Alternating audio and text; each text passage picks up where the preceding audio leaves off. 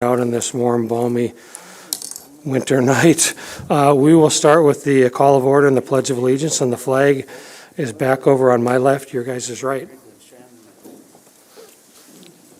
I pledge allegiance to the flag of the United States of America and to the republic for which it stands, one nation, under God, indivisible, with liberty and justice for all.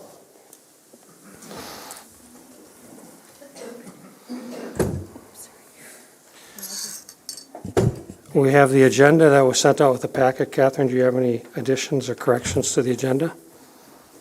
I do not, President Lund. Okay. Do we have a motion and a second to approve the agenda? We have a motion by Cynthia. Do we have a second? Second by Amber. Assuming a roll call vote, all those in favor, please state aye. Aye. Aye. Opposed, same sign. Motion carries. And just, I know, and I should probably let you guys know, that we have Shannon and Chris on the telephone. They're calling in, so they are here. So let's move on to celebrating success. And we have the classified and certified employees of the second quarter. And Allie, are you here? There you are. Okay. This is actually Special Education Assistant Director Carrie Weipert is presenting on behalf of Ms. Parkinson. She didn't look like Allie, but I'm getting old and my eyes are bad too, so we'll start with you. Thank you. All right, so unfortunately, Mrs. Parkinson couldn't be here tonight, so I am stepping in on her behalf to recognize Jared Rodriguez tonight. Jared serves Discovery School in many different ways, and we want to give you a quick brief highlight to all that he does for our school district. So Jared's primary role is working as an early childhood special education paraprofessional. He works with our 3 to 5 year old students with varying disabilities and supports each student with their unique challenges. The parent who nominated Jared for this award noted this about his work. Jared has taken time to build a very strong relationship with my 4-year-old who does not like change or change in routines. Jared is so patient with our daughter. He is empathetic. If she is upset or not wanting to go, he is always able to calm her and get on her level. Jared is always able and willing to communicate how her day went and anything that was challenging. Jared has taken the time to get to know our daughter and build a strong relationship with her. He truly cares about all the students he serves and the parents. To have a professional build a relationship like that with your child is the best feeling. So in addition to his important role working in the ECSE classroom, Jared also serves Discovery in a number of additional ways. He starts his day helping in the cafeteria. He puts in extra hours before the ECSE kids even arrive. He's a bus monitor for Discovery and South. And then recently when he learned of our bus driver shortages, he signed up to get trained as a bus driver. So he's very willing to help contribute to our team in whatever capacity is needed.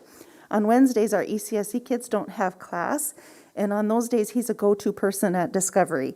He steps in wherever is needed. He's helped in the self-contained program for students with emotional difficulties, in the cafeteria, in the kindergarten, with custodial needs, and more, whatever's needed, he does so. And he does so with a willing and positive attitude. And just a willing attitude to just help in whatever capacity is needed. In addition, he's also a volunteer firefighter for the Thompson Fire Department.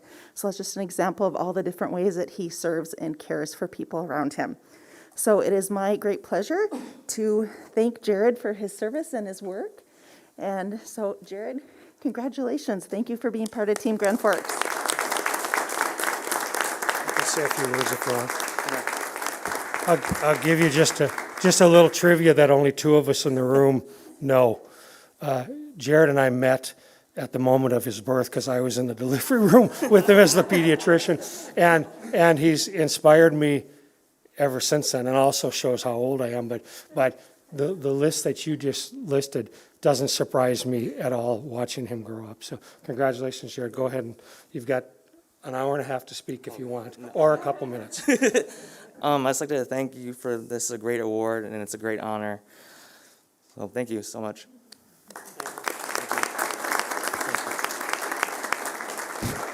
Mr. Hongstead, you're up.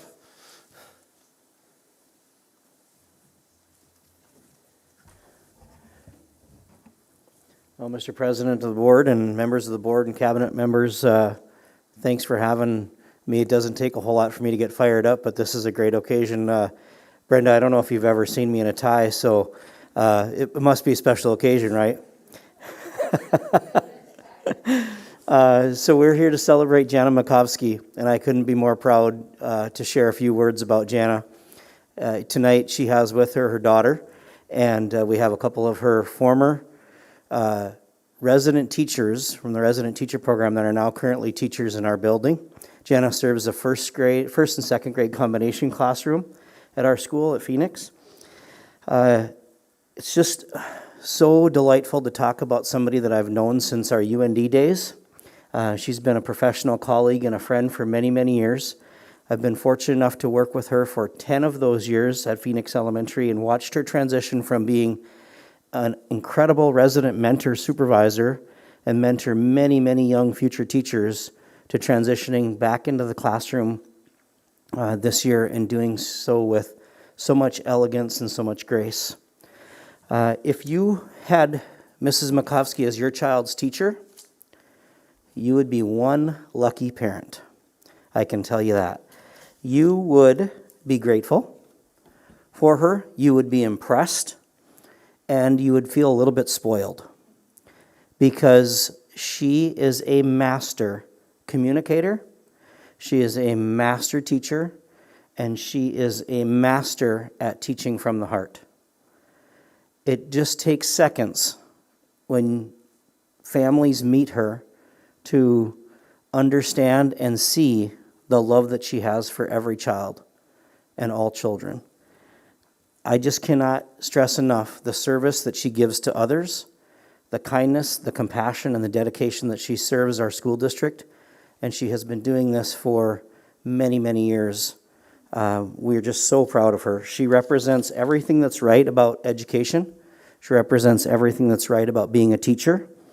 I hope she stays forever, and we never have to think about replacing her. She was nominated by a parent and a colleague, which I think is very dynamic and speaks to Jenna Makovsky. So without further ado, Jenna, congratulations.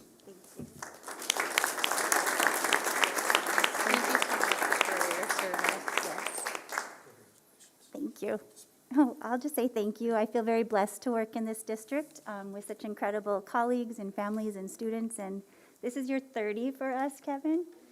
So I'm hoping for 8 more, 10 more. No, so thank you so much. I appreciate this. Thank you.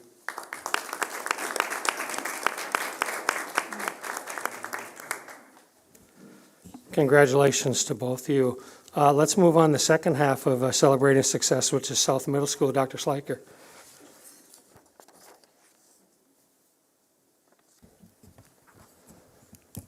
President Lund, members of the board, it brings me a great pleasure to come and talk about a few things at South Middle School that I would consider celebrating success. So we'll dig right into it. Here you can see our portrait of a learner. Through the pandemic over the last 2 years, we've really worked as a staff, when we could, building our capacity to really focus in on that every learner every day. And then we arrived at 4 main tenets of every learner every day. And those are critical thinker, effective communicator, engaged citizen, and empathy, empathetic human. And there you can see all the other, how we put it together, some definitions behind each one, and then the Grand Forks Public Schools vision. So this drives our work every day. It's our portrait of a learner. So when students leave South Middle School, this is what we hope to aspire to, every learner every day. Some recent survey data that I wanted to pull was supportive relationships. So this is our students, the South Student SEL survey. So you can see compared to schools across the country, your score is near the 90th percentile on this topic. So that means our students are recognizing the awesome job our teachers do every day to maintain supportive relationships, and that's huge. So then I met with all of our 6th grade students as they entered South Middle School this year, And I said, what are you looking forward to? What do you think is going to be so good about South Middle School that you want to tell me about? And here you go. So after a couple weeks, students are saying, I have great teachers, amazing teachers, South seems great, and so on. So we really do. It's all about our staff. So this is pre-COVID. This is the last time our staff took a staff picture all together. Ms. Galatch, will you maybe dim a couple lights? This was a retreat we had out at Turtle River, but that's our staff. So I want to give all the credit in the world to our teachers and our staff who show up every day. Last week, on Friday, we were several subs short. And it's just amazing that our teachers step up to the plate and do what's best for kids. It's an awesome team to be a part of. They show up and our students recognize that teachers do their very best for them every day. Also, something unique to South, that this is my third year at South Middle School, and something I started right away is we do a Friday huddle. So every Friday at 3:40, we get the staff together, huddle around. It's a stand-up meeting. It's 5 minutes or less, and we just do it as our optimistic closure. We do shout-outs. We recognize each other. We do it in different spots depending on COVID. We started off in the library a little closer. We ended up outside for last year, a little more spread apart, social distance. Now we're back in the cafetorium. But every week, we find an opportunity to recognize each other, close the week out on a positive note, and it's pretty exciting. So it's just something that we do at South, one of our routines. So at this point, our students are recognizing that our teachers show up every day and form those relationships, but it also takes a good effort by some programs that we have in place. And so Sources of Strength is one of those programs that Mrs. Tana Thorfinson, one of our counselors, and I have 3 students who are going to talk a little bit about Sources of Strength. So I'd also like to bring up Abby and Alex and Niska.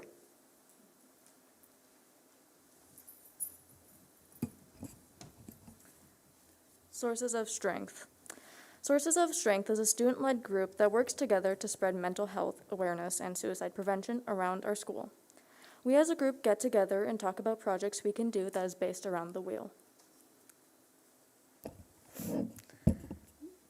The wheel has 8 different parts. There's family support, positive friends, mentors, healthy activities, curiosity, spirituality, physical health, and mental health. A lot of people focus on sports for healthy activities, involve reading, music, stuff like that. And spirituality is not just religion, but also something that gives you a sense of purpose.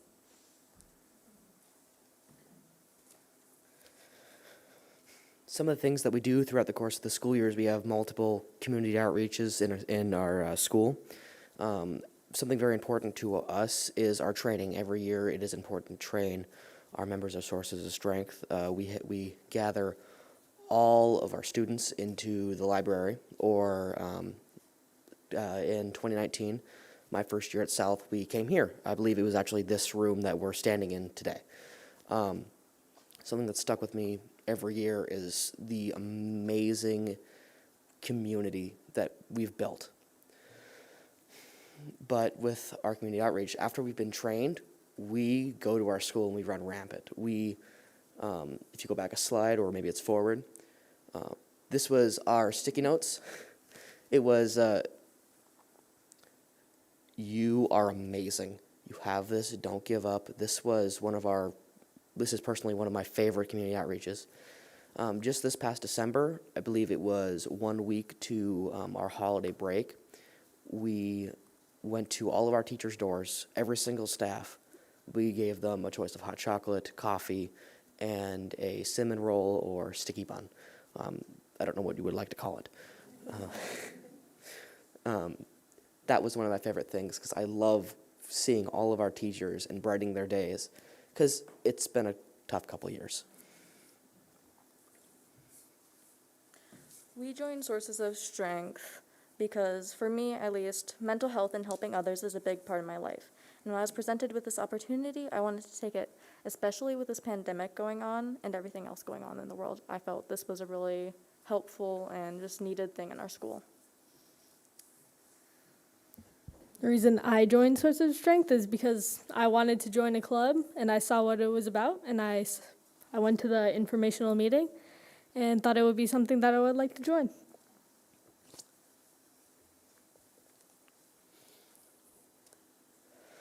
I joined Sources.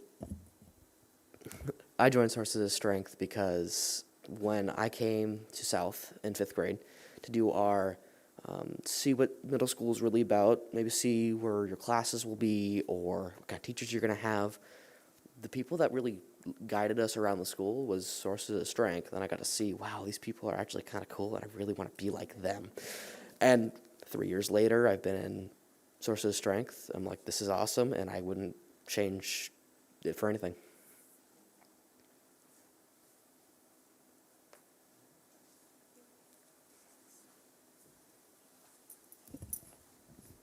Before our students go too far away, can we give them a round of applause just for...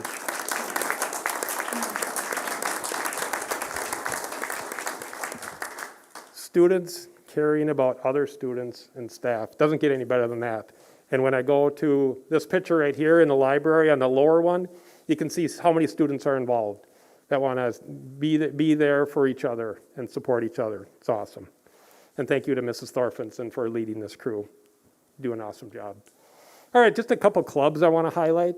Girls Who Code, Mrs. Haven, meets occasionally. They're just getting that going, so Girls Who Code is a great club. Vex Robotics, you can see last year, had a tournament at Red River and brought home some hardware, some banners that we got to hang in our school. So Mr. Andy Vadova does a great job with our Vex Robotics team. We're also doing some, even amid a pandemic, we did 2 family engagement opportunities this year for parents. So one was a parent class on internet and safety and technology. I also shared a lot of resources with parents. So as our school resource officer, our counselors, our instructional design coach, got parents together and really started highlighting some of the concerns that our students are encountering online and what we need to know. Another one we did was a family engagement night, family STEM night.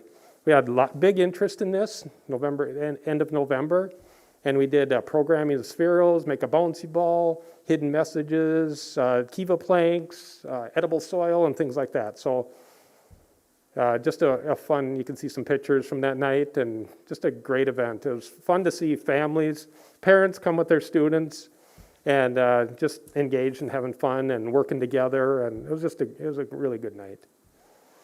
The last thing I want to highlight is a new special topics course we have this year is Spartan Media. So it's a special topics class that is doing lots of different things, and I'll let them tell the story through a video here, and then I'll come back and finish up.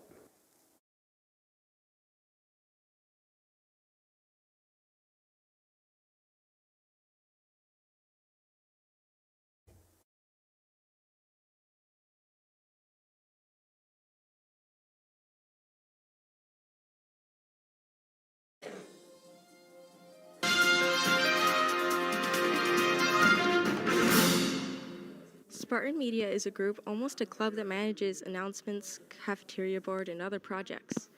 Spartan Media is a class where we use technology to produce many things on different social media platforms.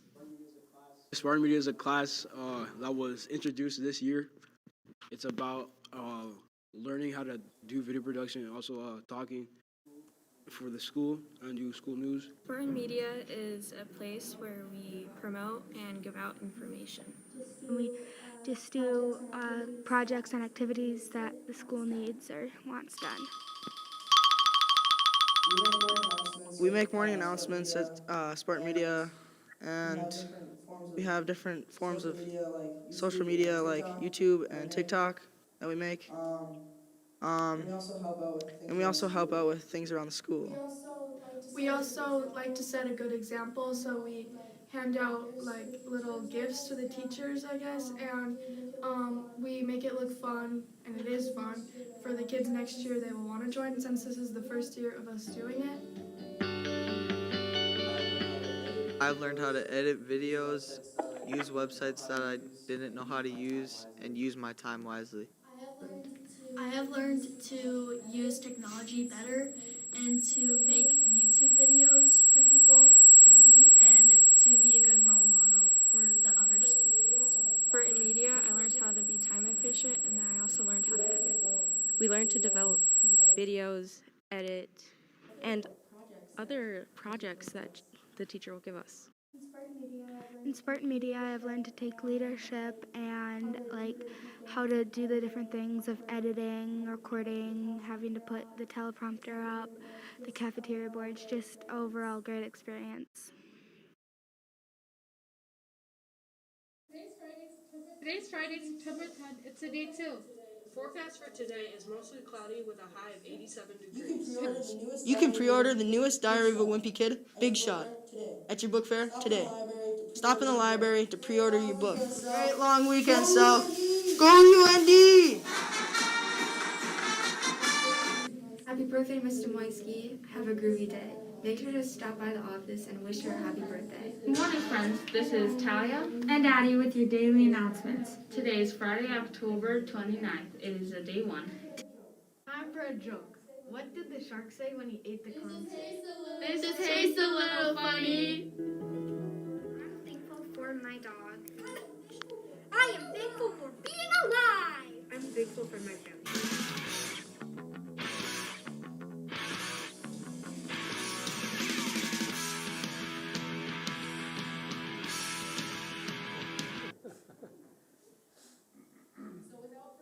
So without further ado, here is Corporal Matt Bollinger. We're gonna miss you. All right. Anyway, out with the old, in with the new, right? As they say. Bye-bye. Hello, everybody.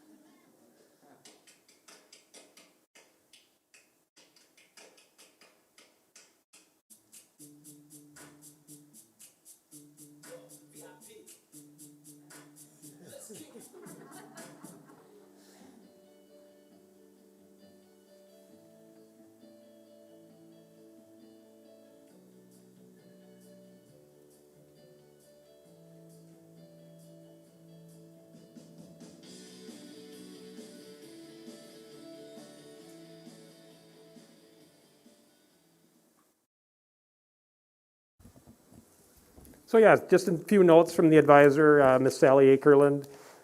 Their answers about Spartan Media were completely unprompted. So you got a good idea what the kids are getting out of the class, some very authentic, real skills. The production of the daily announcements is completely student-driven. They write the script, run the camera, teleprompter, create the media for the background, edit, upload the videos daily. As a teacher, from Ms. Akerland, it's been a learning experience to how to structure the unstructured, tough in middle school sometimes, but so they are able to solve and be independent, problem solve and be independent without always relying on me for directions. So going into the semester, we are again changing how we assign roles so students have more autonomy on what role they play and how they perform that role. So lots of learning happened already. It's very exciting to see some of these authentic, real projects. So just thank you again for giving me an opportunity to highlight a few celebrations and successes at South Middle School. So that's all I have. Thank you, Dr. Sliker. Any board members have any questions or comments from any of the speakers, although I think one of them had to go home and do homework or something. But any questions or comments from any school board members? Shannon or Chris online, do you have any questions or comments?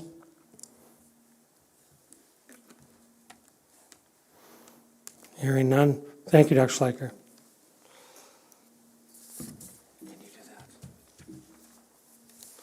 Let's move on to item 4, which is approval of the minutes. The January 10th minutes were on electronic pages 3 through 7. Do I have any? Motion to approve. Okay, do we have a motion by Cynthia? Do we have a second? Second by Doug. Any questions, comments, additions, corrections to the January 10th minutes? Seeing none, assuming a roll call vote, all those in favor, please state aye. Aye. Aye. Motion, or opposed, same sign. Motion carries unanimously. Thank you. Now let's move on to item 5, which is public comments. We have a couple of citizens who are interested in commenting. Please keep your talk under 3 minutes if you can. We will start. The first one I have is Aaron McSparron.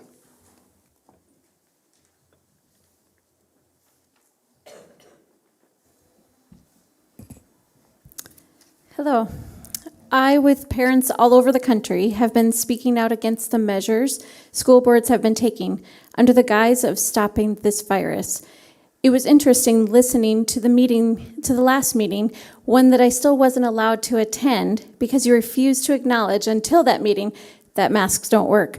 But I'll let you in on a little secret. They don't just not work against this variant, like you mentioned. They don't work against any virus, and there was no new data released. We've always known this and gave you proof months ago. During that last meeting, we heard from Mr. Gockler for almost 30 minutes about the results of surveys and tracking, counseling resources, and staff working with students. However, not one of you asked questions about how your approved COVID measures have affected the mental health of our kids. No one asked why, for at least from August through January, the Smart Restart Committee meetings, there's not been one update, recommendation, or caution put forth by the mental health coordinator. Have you guys read the minutes? Because I have. From what I can tell from the meeting minutes, the mental health coordinator has not even been on the call for most, if not all, of the meetings. It was brought up in that meeting that there was a headline that COVID has harmed mental health.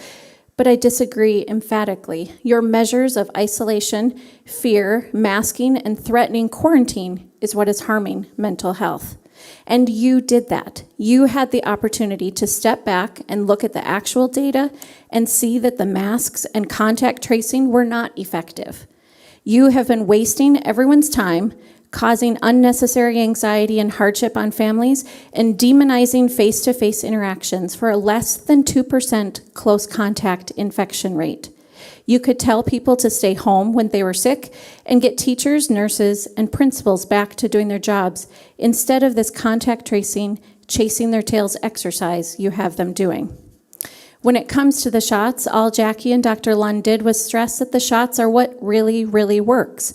Putting aside that they don't prevent you from getting COVID, they don't prevent you from spreading COVID, and any protection regained after those 2 weeks after the shots where you're more vulnerable to viruses is erased after a few months when you have negative immunity. And before you give this unfounded advice, I would like to ask, have you done any research into the safety of this experimental shot that has no long-term safety studies? Do you know how to figure out the risk-benefit analysis for each person before you say, get yourself, your children, and your grandchildren vaccinated? How about ensuring informed consent? I'm guessing that you haven't read the data that says for every one child saved from dying of COVID by taking the shot. Please wrap it up. Your 3 minutes is over. The shot will kill 117 kids. Knowing that, do you think it's appropriate to give these shots in school? Are you afraid that one of the VAERS reported 3,046 serious injuries and 75 deaths will happen on school grounds? Maybe you think that it's worth the risk to our kids in order to protect the teachers. Well, then you should know that people 65 and over are 5 times more likely to die from the shot than from COVID, and younger than 65 are at least 10 to 20 times more likely to die from the shot. Pfizer's own study showed the group that got the shots had 4 times the deaths from cardiac arrest, and those were healthy people that were enrolled. So stop pushing medical choices, medical devices, and pretending that you can stop a virus. School should be teaching critical thinking, research, and admitting when they're wrong. But then that would have to start with the school board. Thank you. Sadie Gardner, please.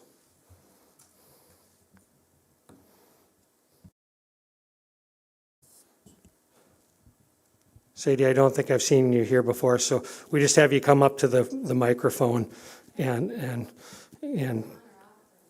no, you can, it's not required anymore, it's just recommended, so. And I don't know if it's on, Scott, or not, maybe you can help Sadie. So how long do I have to speak? 3 minutes if you can. Okay, all right. I'll try to talk really fast. For those of you that don't know me, my name is Sadie Gardner. I am born and raised in Grand Forks, but I also was one of the boomerang professionals that came back to Grand Forks. I'm speaking on behalf of the Olivan LLC project and the tax application that has been submitted. I've been working with Phil Giese for a number of years. Initially, I've been in the wedding industry for over 12 years. I approached him about working with Skies and developing an events venue because I was seeing a lot of people leaving Grand Forks, which effectively hurt businesses, restaurants, hotels in town, leaving to have more unique venue choices outside of Grand Forks. So we developed created the Opal Event Center, named after Opal Kuntz, who was a female aviator, or a historical female aviator. That then sprung onto deciding that we might need a larger venue, which then we decided to develop Cloud9 Events. That's an event space that holds 450 people. Again, Skies does all the catering and bartending for that. Along the way, we also realized that when the townhouse closed, we definitely had a need for a hotel downtown. Through a lot of discussions, one of the biggest questions we had after I've served on several committees with downtown and the university was how can we bring the Air Force Base, the university, and all of the aviation elements within our community to the greater community, and how can we tie that into a hotel? So we've kind of coined it as a boutique hotel, meaning that it's going to have a nod to women in aviation. Specifically, I'm a mom of a 13-year-old who's been taking flight lessons since she was 10. She's definitely alone in this endeavor. There's a lot of women in history that have been pioneers in the aviation industry, including Karen Nygaard, who went on to become an astronaut, who was a graduate of the university, as well as we have a professor who is the only female certified Japanese flight instructor in the United States, and she's a professor here at UND. We need help with the tax portion of this project. I was very excited about the Career Impact Academy and how that was going to tie into the hotel. Obviously, between the two venues, on any given Friday or Saturday night, we can have up to 600 guests at events, plus people staying in a hotel, plus the restaurant operations. For any students who have any interest in the hospitality industry, the culinary arts, we have lots of job opportunities that we were excited for. It's a big deal for Grand Forks, and if it's not done by someone who's from Grand Forks, who lives in Grand Forks, and who's going to be working it, it's going to be done from someone outside of our community. We've seen instances like the mall, where having an entity that's owned and operated by someone not from Grand Forks, how that hasn't done very well. Phil Giese has put Pat Madigan, Joe Hansen, and Rich West, who are longtime employees of Skies, as part owners in this project, as well as myself being the person that will oversee all the projects. I think it's big to have a venture this large with a woman as the face of the project. I'm very committed to bringing in the students from the community into having shadowing opportunities. I really think this is something that we need to do, and I really hope that the Park Board will support this project. I know I'm running out of time. I do want to also point out that Phil has personally, anonymously, but he has given me the authorization to state that he did make a $250,000 donation to the Career Impact Academy, as well as Edgewood made a $100,000 donation. I think that right there shows his commitment to our community, and I would hope that the school district would see how this project will be an asset to our community. Thank you. Thank you, Sadie. Let's move on to item 6, which is superintendent's recommendations for discussion. 6A is review of school board meeting norms on electronic page 8. Amber. Be prepared, be on time, value and respect each other, exercise thoughtful deliberation and conversation, be professional at the board table and when visiting with the general public, speak up when norms are not being followed, and advocate on behalf of students and keep the community in mind. Thank you. Let's move on to item 6B, which is board education, student access, opportunity, and belonging. This is on electronic pages 9 through 29. Dr. Lewis. Thank you so much, President Lund, members of the board. I'm excited to be with you tonight and to share our next step in our journey around student access, opportunity, and belonging, which is really the underpinning of our diversity, equity, inclusion, and belonging work. And as we talk through these slides tonight, you will understand how we are using the data as our first step. Where are we with our data? What is that looking like? And that really sets us up well to make decisions. We began this journey in late fall with our administrators and have really leaned in to this work of diversity, equity, inclusion, and belonging. This work doesn't always feel the best, but it is the right thing to do for all of our students, and we truly mean, as you'll see in this presentation, all means all.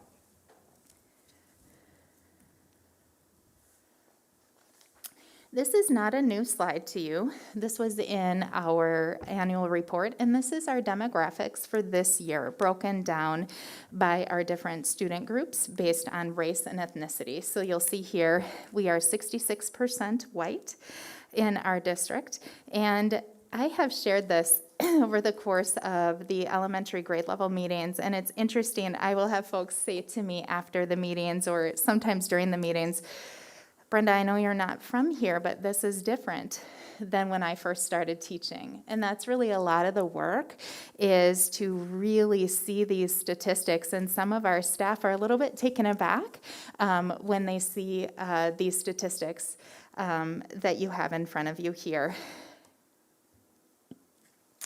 One of the pieces that I wanted to talk about is our 4-year graduation rate. And this is our graduation rate from just this past school year. And you'll see that our students that identify as white have a 91% 4-year graduation rate. And that graduation rate, then when you look at our different student groups, you'll see for our Native American students, that's at a 60% rate. So right here you see the disparity between our white students and our students of color. So we're going from 91% for our white students to 6 and 10 for our Native American students, our Black students, Hispanic and Asian students. You'll also see there are graduating at lower percentages. One can wonder too, does this have a COVID effect? If you look at Grand Forks' data throughout the past, we'll call them pre-COVID years, it's not markedly different to see that. Our next slide, again, is not a new slide to you. This is our special education enrollment demographics for 21-22. Board member Shab had asked me when I gave that report earlier, Brenda, you made the statement that we are higher percentage of students that are qualifying and receiving supports through special education than you reported seeing as a national average and in your experiences. And at that time I said, I'm not able to comment on what some of those factors are.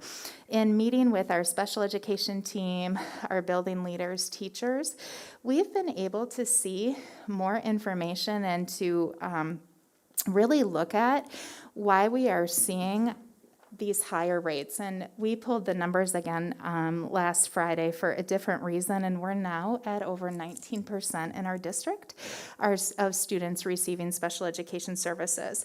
One of the pieces that we will share a little bit later on is a strong multi-tiered systems of supports. And that's one of the pieces that when we see our loss from COVID, in combination with the potential for us to really need to build out that multi-tiered system of supports, that's one of the reasons that we're seeing those higher numbers, is that we are seeing our students having those referrals to special education maybe a little bit sooner than we'll hopefully see in the future as we work through that high quality system of multi-tiered systems of supports. The same is true on the opposite end as well. We're seeing higher numbers in the future of our students exiting out of special education. And we'll get to those pieces. Again, this data is not to say to you we shouldn't have students receiving special education or that our teachers and staff aren't doing their jobs, but rather to say these are some pieces to look at as we look at our data as a whole, as well as to look at each different piece. One of the pieces that you'll see here as well, if you remember back to our demographics slide, for example, you will see that our Hispanic students are 9.51% of our overall district demographic. And what we should see here is right around that same percentage of students that comprise our percentage of students served on an IEP. And you'll see here what is the term overrepresented. So you'll see our Hispanic students, as well as all of our students of color here, with the exception of Asian students, are overrepresented in our special education numbers. And in order for that to happen, what does that mean about our students that identify as white? Underrepresented. So you'll see that's where we're seeing our white students at just under 60% when our overall district demographic is 66%. The next piece that I wanted to share with you is our chronically absent data. I wanted to really have this be impacted by COVID. I really did. So what I did is looked pre-COVID, and this data is pretty much the same when we look pre-COVID and post-COVID, or current COVID, current times. And we did have a little bit of a different percentage with our Native American students last year, much lower with our chronically absenteeism rate. Also, some of our students in Grand Forks were, of course, distance learning, so that would impact attendance as well. But again, you'll see, similar to our special education data, we are seeing that we have chronic absenteeism rate among our white students is 15%. Our Native American students we're seeing at rates of 35%, Hispanic, Latino, 30%, and so on. So again, that overrepresentation in our students that are chronically absent, meaning absent 10 or more % of the school year. So in the beginning of the school year, we really do a lot of work to get those numbers, because we'll have students that maybe have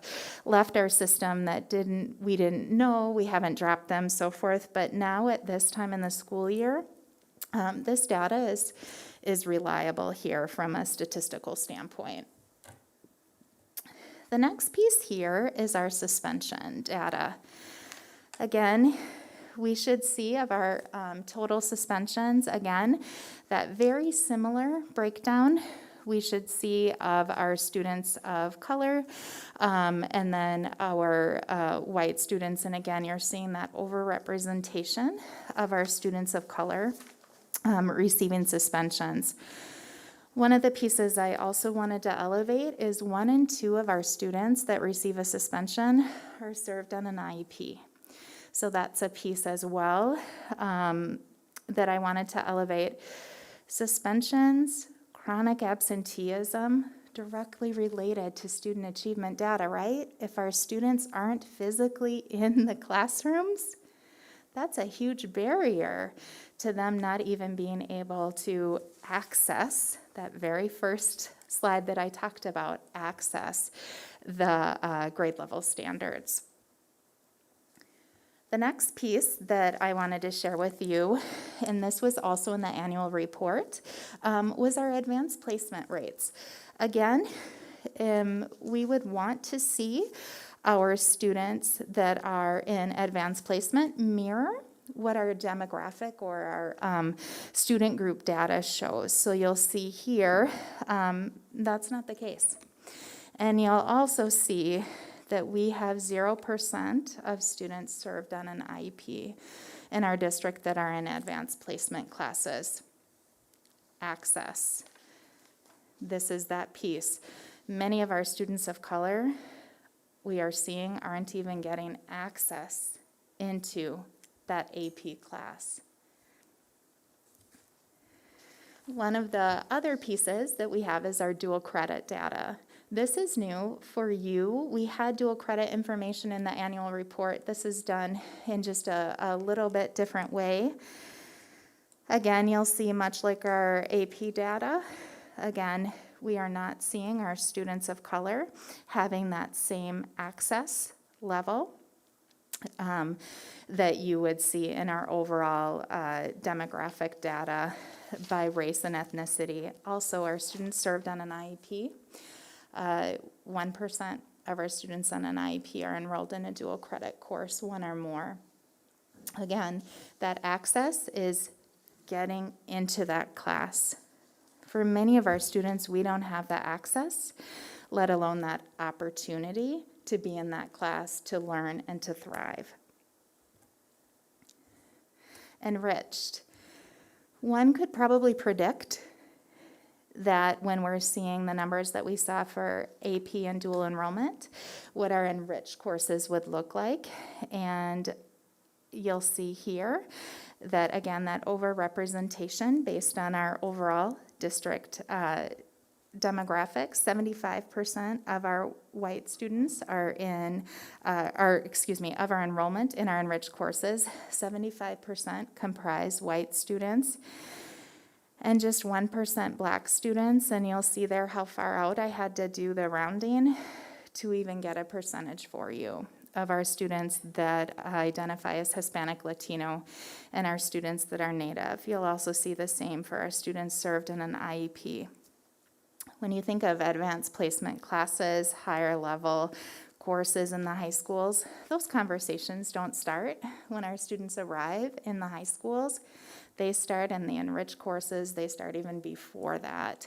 And our data is showing how this disparity is occurring already in our enriched courses in the middle school levels.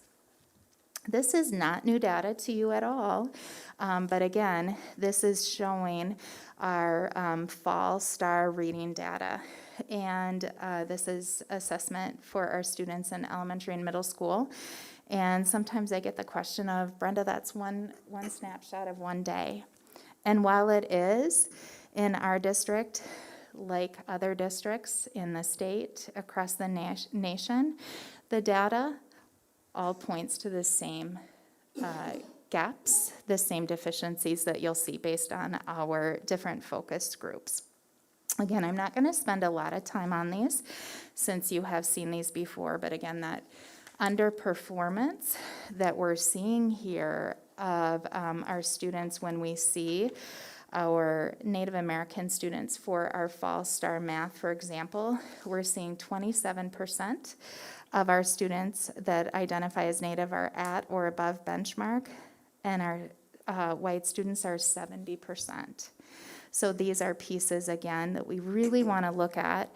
When we say all means all, this is what we're talking about, because as you can see, when we look at literally the all students, 62% at or above benchmark, that gives a very different picture than we drill down into the different student groups. This is our students for our Fall STAR reading, students served on an IEP, and students receiving ELL services.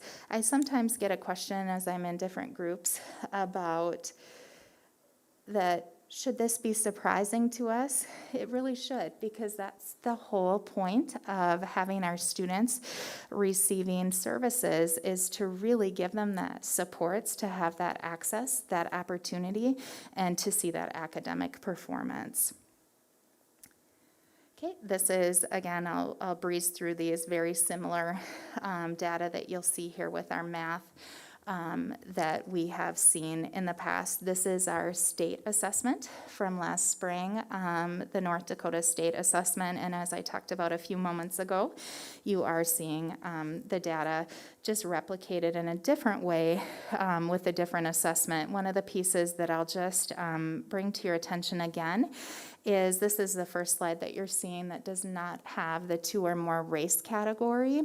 And this is that work that we have been very fortunate to have panorama, that we are able to have 2 or more races as part of our student groups.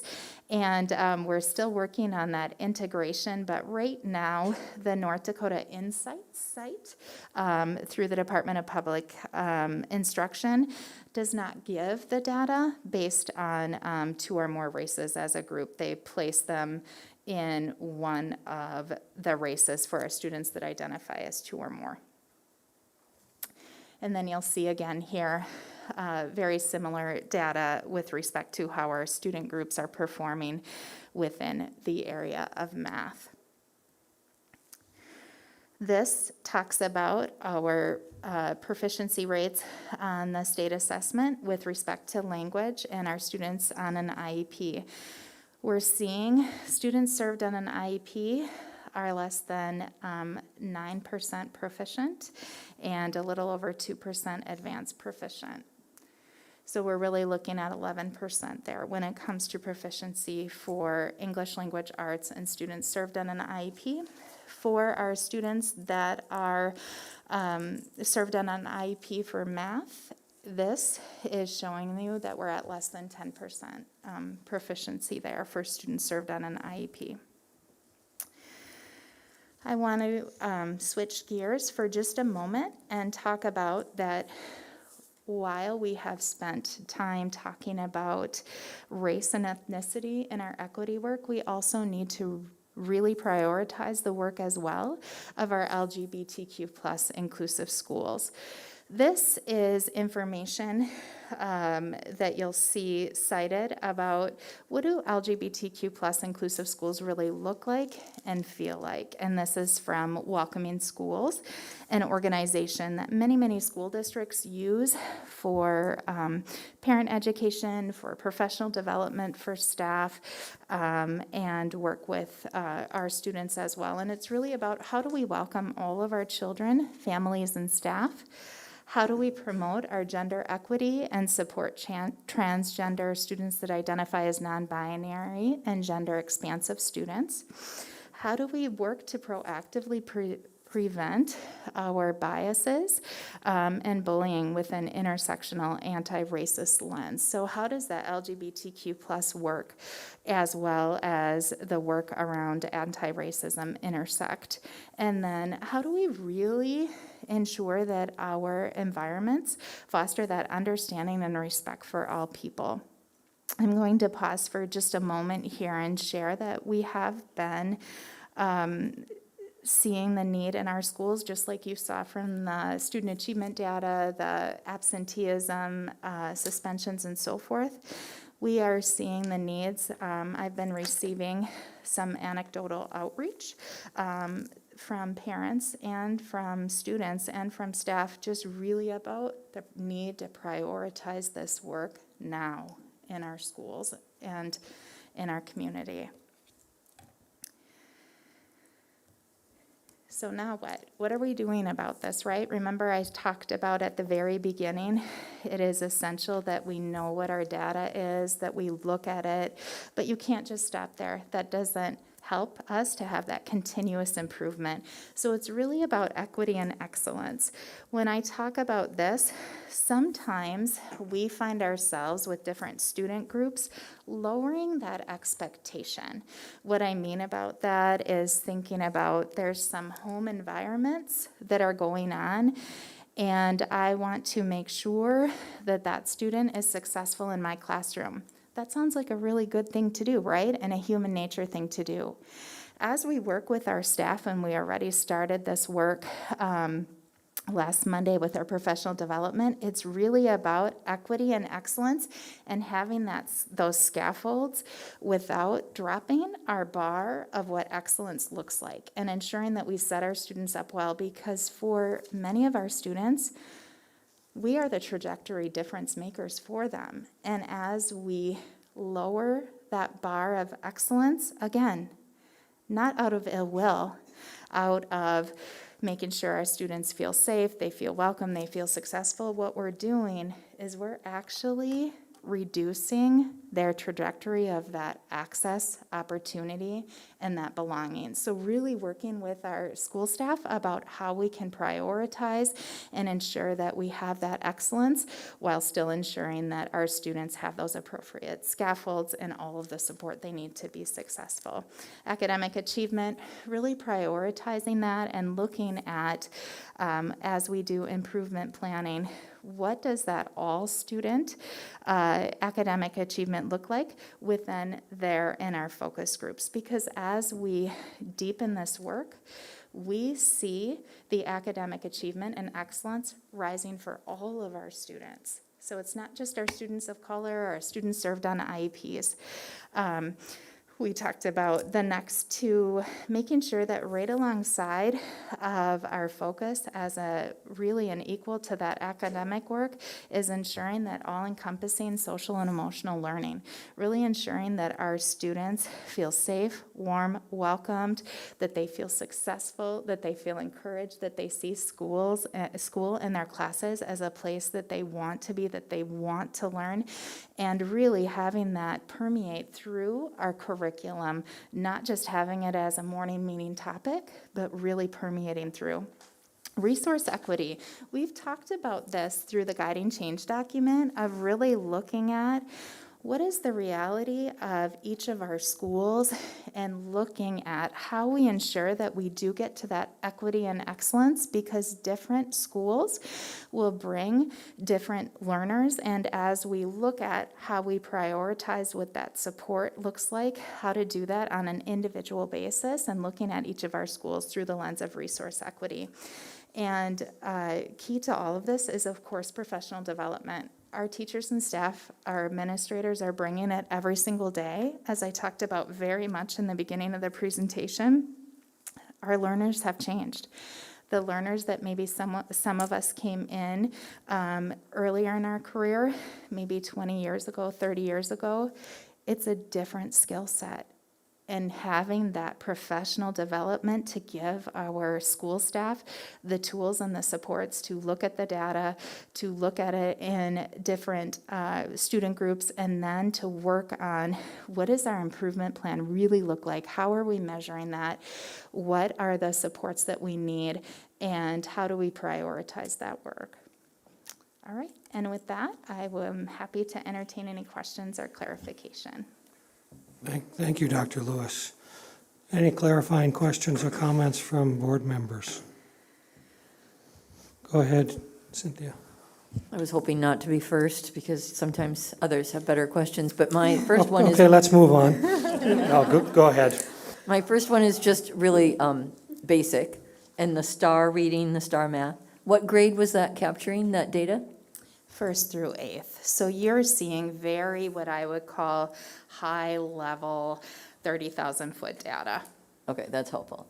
That I have 3 points. The second is I actually have, I think, emailed in the past about suspension with concerns about suspension.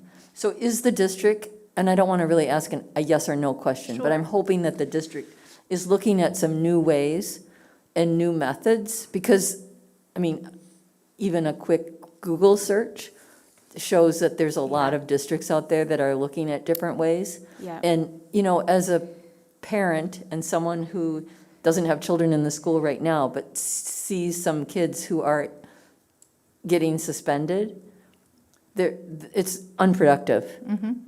And so there's a lot out there. So I don't know, I hope that there Yeah. are some initiatives that are being looked at. There are, and there's programs called Alternative to Suspension and pieces where we work on what I'll call both the proactive and the reactive side. So let's have classroom and learning environments where we don't need suspensions except for obviously very serious matters, right? But then when we do have those serious matters that we have, how to have that suspension time be productive, because usually when students come back from 1 or 2 days outside of the classroom, they're not all of a sudden fixed, right?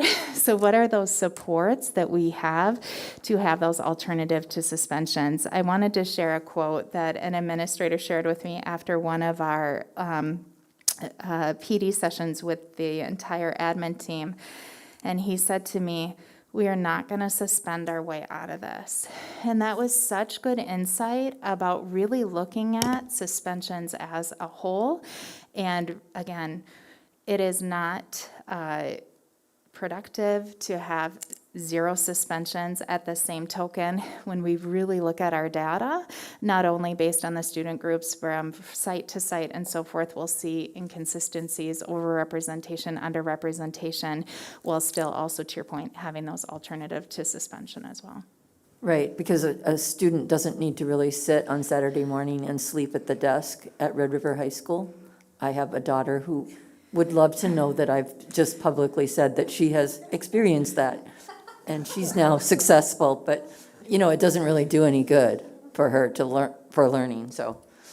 My last thing is something new, and that is looking at demographic data with CTE courses. Because I think of some of the courses that are out there that could engage and really kind of, but I don't know what that looks like. That's a great question. That's something we can certainly build in and update the presentation. I appreciate that. Yep, Thank you. Great, thanks. If you watch the Breakfast Club, there is something that goes on during suspensions. No, never mind. Other clarifying questions? Go ahead, Jackie. We had some of the same questions, but I have a couple of more. So one of the things that, I had gone to school, I wanted to be a special ed teacher and work with kids with behavioral difficulties. And so I took a number of courses along that route, and so I have a little soft spot for all of the extremely hard work that the special education professionals do. And so I hope what I'm about to say is not taken like I don't think that they do amazing work, because I know they do. But I do have some concerns about the fact that we've got some of these gaps, and it's more of a concern of not of the work that's being done, but that maybe we aren't giving them the proper resources to do the work. Being on negotiation teams, I know that, you know, safety is an issue, behaviors are an issue for teachers and for staff, and you know, I've certainly heard my kids come home and talk about fights in the hallways, and nobody gets paid enough to break up a fight, you know. And I know that those kids come and sleep at my house, and they're wonderful children, and then there's reasons for those behaviors. And so, you know, it made me feel good that you're talking about these alternative, kind of looking at things differently. But also, I hope that some of this resource equity is going to really help with some of this. And I would rather have bigger class sizes for those students who can handle it and give some resources to some students who are struggling. And then the other part of that is, I think, student-to-student interaction and bullying. I know that those were conversations that started before I even got on the board, looking at how can we look at how we report bullying in the district, and if we can look at places where maybe students are either being targeted because of their identity or being perpetrators based on identity or different factors, ability, whatever that might be. I'd like to see that. I would encourage professional development for the board even on diversity and inclusion. So I'm putting that out there. I'm excited to hear that. And then I guess the last thing I wanted to say was that I know for a fact that some of the LGBT inclusivity that's occurred in the schools has saved lives in the district. And it was one of the reasons that I ran. I had a nice student group that was very open with me about things that they needed. And so I thank you for doing some of that work. Can I comment just a little bit on a couple of things that you said? 100%, yes, thank you. Thanks for your comments. With respect to the special education piece, you said that very, very well. It isn't about staff not being able to meet the needs of our students. It's really that diagnostic piece of what is it that our needs are and pushing that support out to have that. That support might be additional staffing. That support might be in some of our rooms. We have additional de-escalation training, pieces like that. In some of our rooms, particular students who are served with autism, it might be different types of seating and pieces like that. So this work is really about drilling down to see what is that individual need that we have and how can we do that? And you're right, with your tie into resource equity is just really looking at how do we put define what we need and then ensure that we have the supports there as well. So that's a huge part of this work. I also wanted to remind you that it's not too late to become a special ed teacher. So just there's my little plug. And as far as our reporting of bullying, we have some very exciting pieces that I think are going to be launching very, very soon. I know our comms director, Tracy Jentz, is watching this. She has been instrumental in getting an app that we are using to have that because our forms and so forth that are on the websites are not that responsive on a mobile device. And our students are not going to probably spend all that time trying to get it or to load it on a desktop, those types of things. So we now have an app that we're then going to be pushing out in what I call the ticker, the little preview of the exciting things coming up at Grand Forks. And then it will be linked on every school's main page as well as on our homepage. You also reminded me of something I wanted to say too. Sometimes there's confusion that I hear, particularly from our students receiving harassment, unwelcomeness with respect to LGBTQ+. While we do have those reporting processes and tools for bullying, we don't have to wait. It's not okay if someone feels marginalized, receives a hateful comment directed towards them. I'm not at all saying fill out the bullying form for that or those pieces. We are all here to support that so it doesn't have to rise to the legal definition of bullying. So you prompted me to remember that I was going to say that.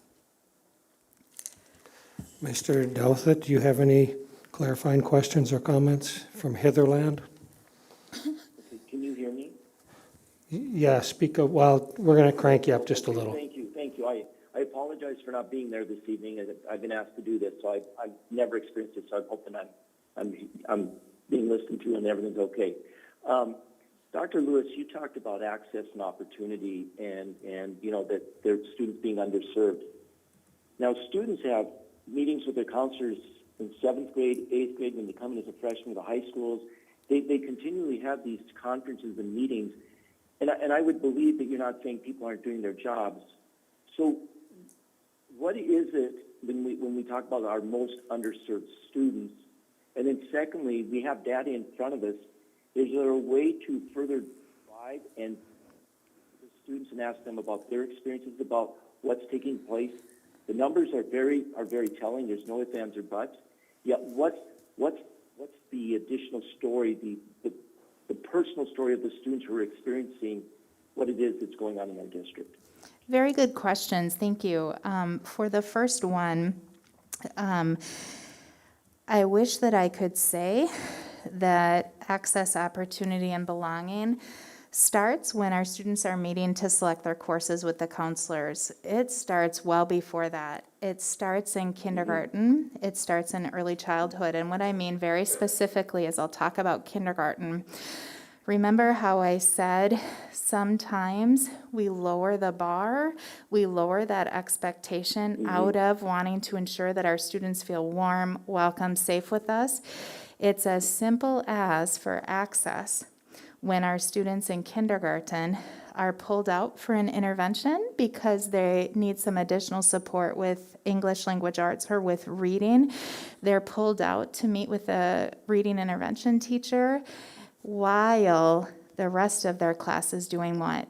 Having English language arts. So what's happening is our students aren't getting then that access to that first instruction from their classroom teacher.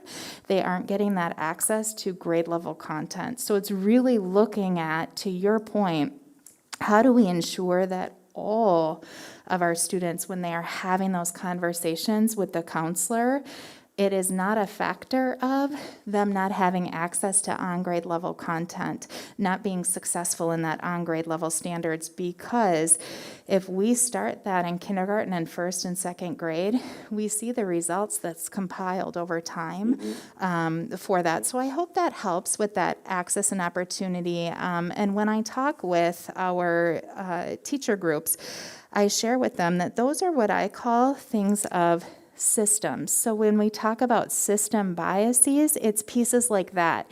It's when we work then to correct that as a system to say, okay, here's the staffing, here's the support, here's what the master schedule needs to look like so that we have time outside of the English language arts block, outside of the math block, not missing our specials. How do we do that to ensure that our students do have that access and opportunity? But we have to give that support, that guidance, that prioritization from the system to ensure that we make that happen. Chris, I'm sorry. Can you remind me of your second question again? Oh, student voice. Well, Yes. Yeah, no, you're okay, Dr. Lewis. I was just saying, you talked about laser focus on our students most underserved, and I think you've addressed it, son. Thank you. Yep, thanks. One of the key pieces that's so important in this work is the student voice piece. And I would say that I've gotten, I'm going to call it unsolicited situational student voice. Last week I had an uptick in the number of students and families that either identify as part of the LGBTQ plus community or are allies. That was situational, but we need to do that in a much more authentic way so that when we have that student voice, it's not situational, but really authentic to hear exactly to your point. What is it feeling like in our classrooms? Do you feel that you have that belonging? Because it's pretty hard to measure sense of belonging in student achievement data, but it's very readily available in student voice data. Thank you. Thanks, Chris. Ms. Mikula, do you have any clarifying questions or comments?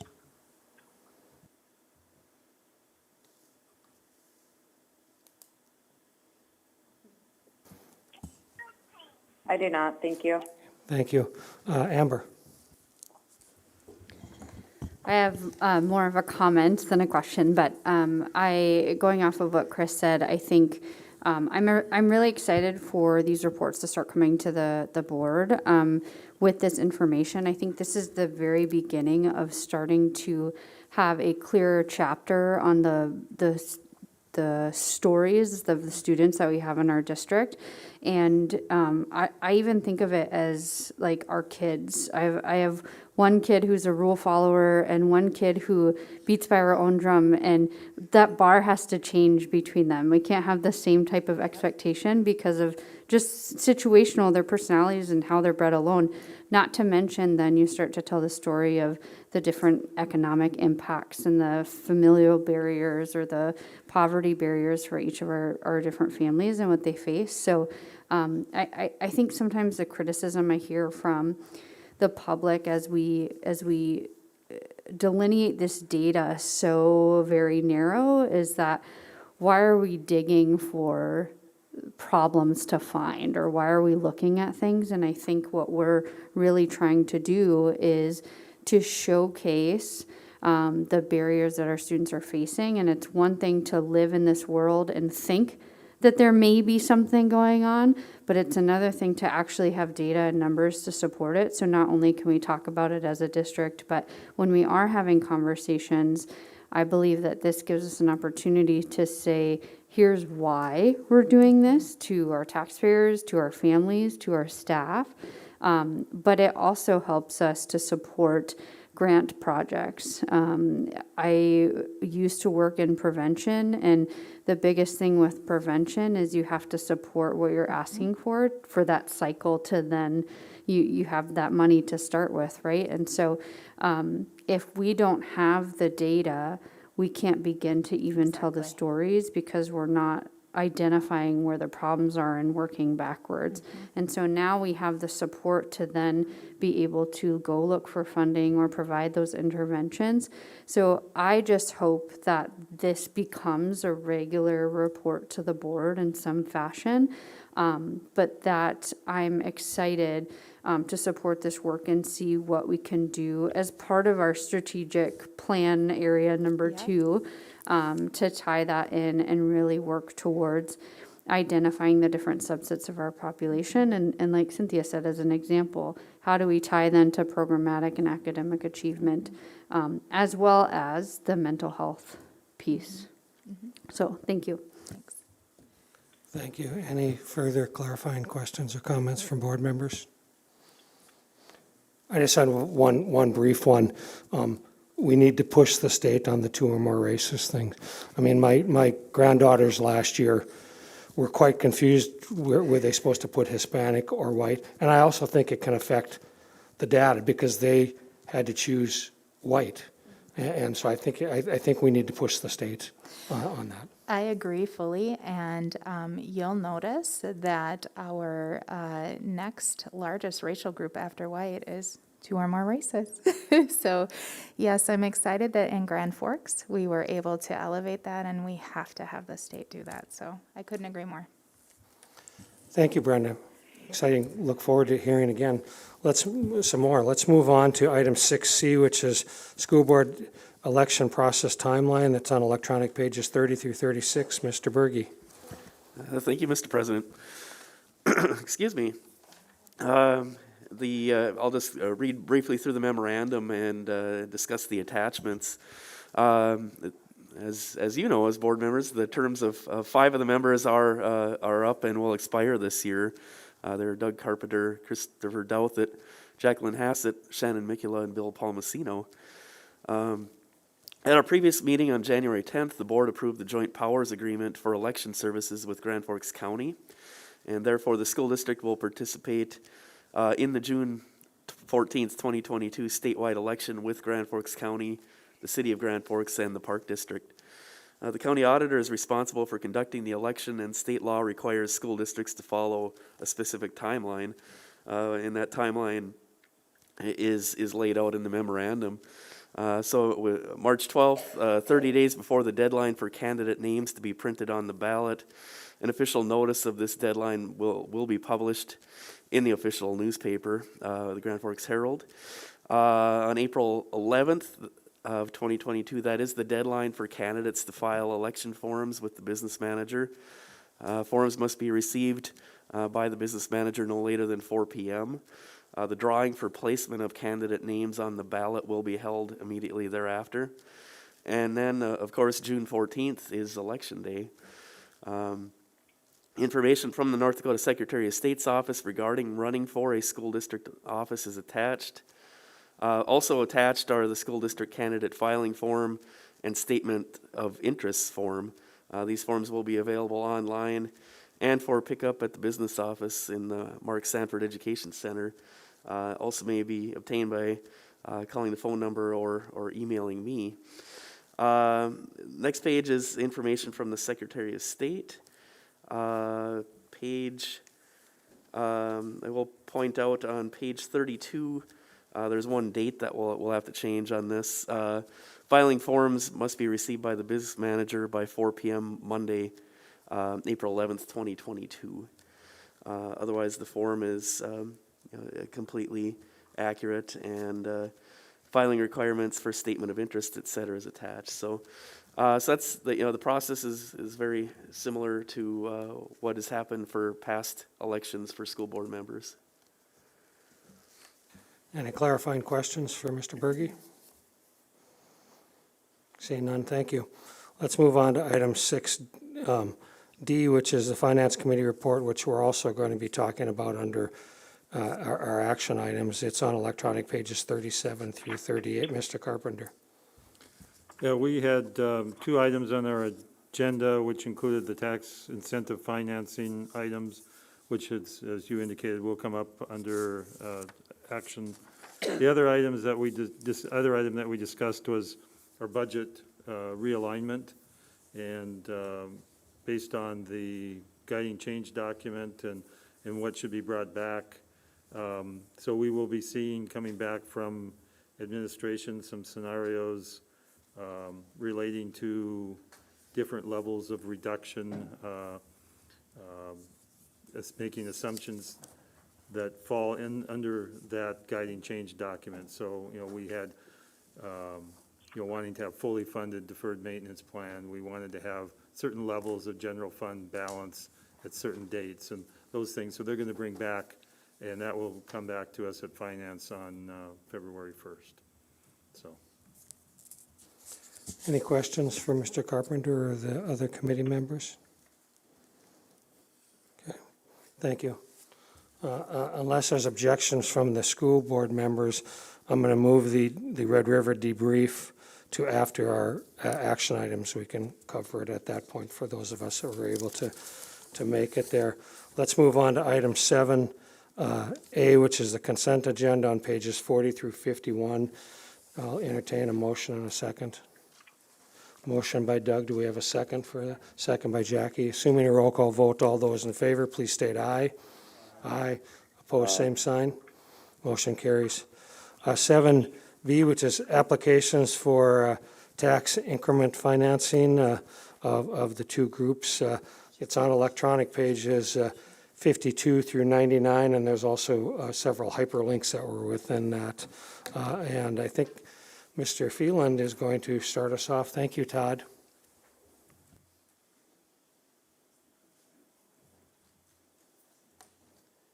And Todd, my understanding is we're going to do the 2 things separately. We'll start with the Fufang group and then move to Olivan. Okay, thank you. It's off. There we go, the button with the yellow. Hey, thanks for having us here. It's exciting to be here again. We've worked on so many great projects this past year. It's amazing all the really terrific things we've done over the last year.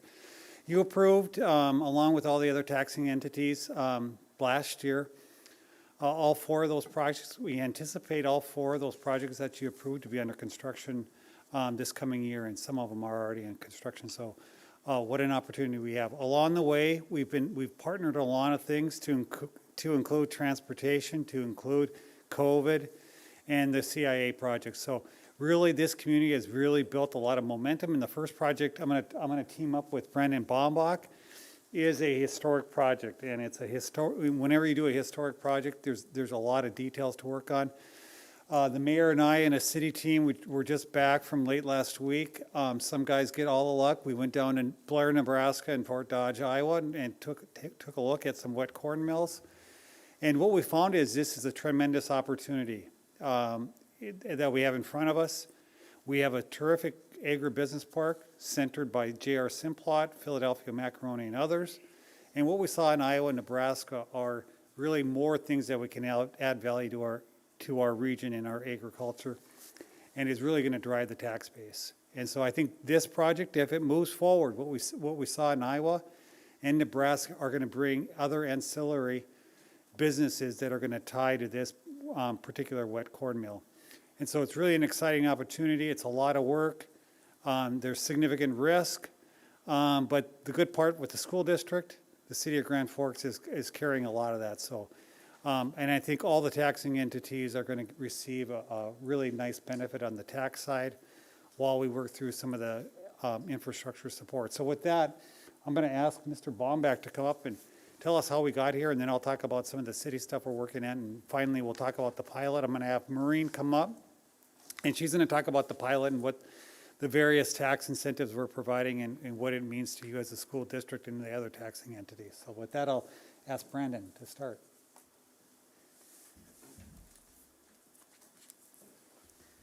Thank you, Todd. President Lund, members of the school board. My name is Brandon Bombach. I'm the Director of Business Development for the Grand Forks Region Economic Development Corporation. I express an apologies on behalf of my boss, Keith Lund, President and CEO of our organization. He couldn't be here to deliver this message and support the project himself. As Todd mentioned, I'm just going to go through the opportunity, the investment, the economic impact, a little bit of the project, and then I'll hand it back to Todd to go over the site details and the offsite infrastructure that's associated with the project. Let's see if I can do this. There we go. So this opportunity in front of us may well be the single largest private investment in Grand Forks County. And that's a significant project. As Todd mentioned, there'll be a lot of work involved here. There has been a lot of work and a lot more yet to come. I just want to introduce you to who the Fufang Group is. They're a leading global company. They are founded in 1999, publicly traded company on the Hong Kong Stock Exchange. They have 14,000 employees globally. They have sales in over 115 different countries with all of their facilities, their production facilities currently in mainland China. This would be their first production facility outside of that into North America. They currently have 2 offices in the U.S. But they are, as mentioned, they're a leading biofermentation company. And you can see here across their portfolio as a company, they do a number of different things: amino acids, animal nutrition. Those are the main priorities of the facility talked about here. They're also involved with pharmaceutical, health and wellness, oil and gas. What's not listed here are a lot of the brands that they do work with. They're recognizable to us: Nestle, Kraft, Heinz, Cargill, Ingredion, and then get into the oil and gas of Halliburton and Baker Hughes. A significant presence already in North America. So what is this process, or what is this facility? It's a corn wet mill, so taking locally grown corn here and value additive process of milling that with the product and byproducts being animal feed and similar products. So what they're doing is extracting high-valued amino acids, is listed there, like lysine, which are essential ingredients for the animal nutrition. As far as the impact goes here, this is a combination of some information provided to us directly from the company of 233 direct employees, and then a little bit of work through the state's regional economic models, or REMI models, as well as some work done here with our local Praxis strategy group to try and quantify what the larger economic impact is.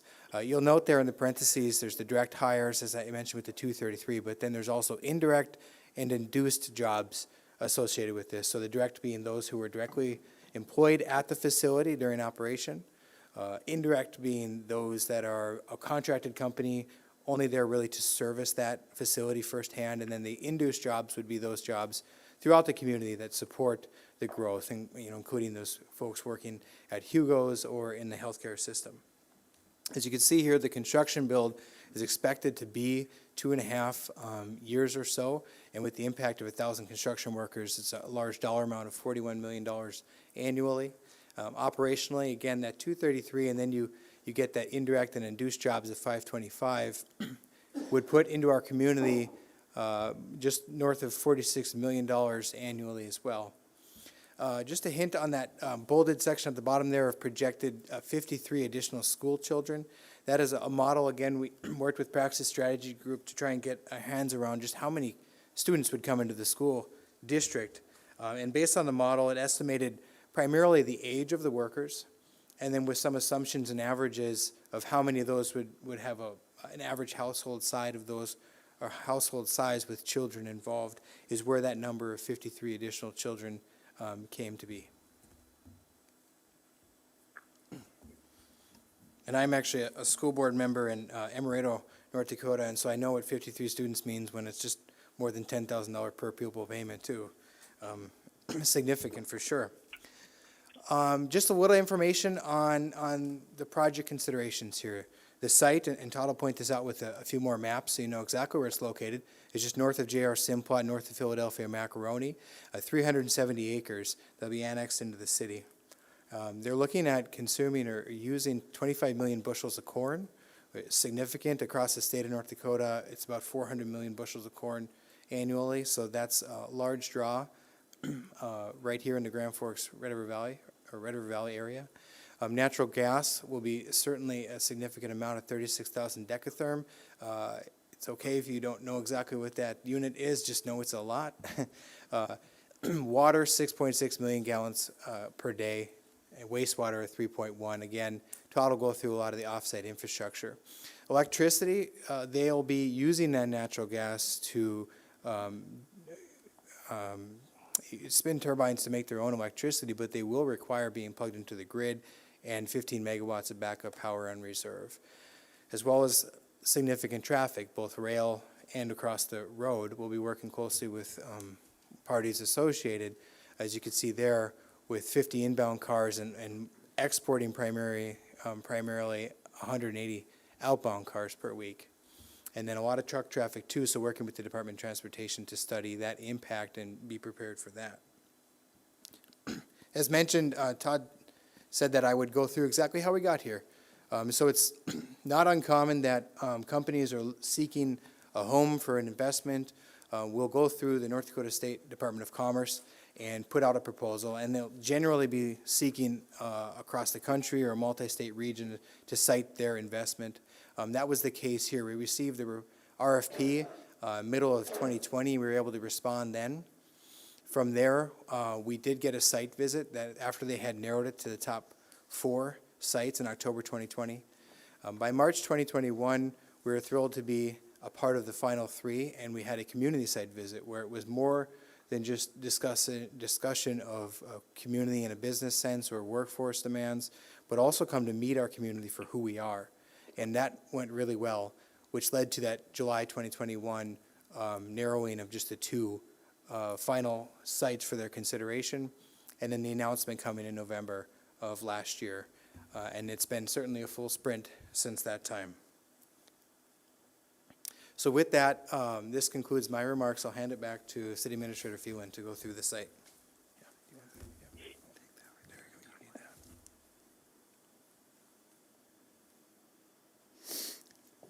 This is the site. It's a 300-acre site. It's north of Simplot, and so it's a significant piece of property that we're going to annex into the community. So it is a really big deal. The other thing we're planning to annex in and serve them is the adjacent area that's outside the city, and that's on North Washington as we move forward. This is the site layout, and we're going to get more details from Fufang. But essentially, these are all the various activities on the site, and this site is really meant to detail how it's going to fit on this 300-plus acre site north of Grand Forks.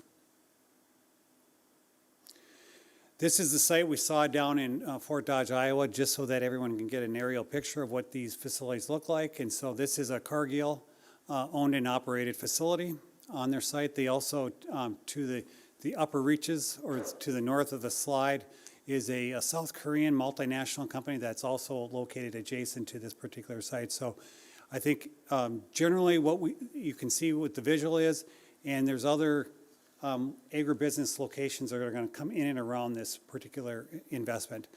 This Chinese company that's coming is already in the marketplace from a sales perspective, and their clear intent is to enter the market with a facility. They own and operate 5 facilities in China, and this is their entry into the North American marketplace with the facility. And so they also intend to look at Europe also, but we should be quite proud, and we were aggressive that we are the North American location for this facility. There's probably not a lot of reasons why we should have won the competition as you go further south where there's a higher corn belt. But we were aggressive, and I think it really came down to the community feel.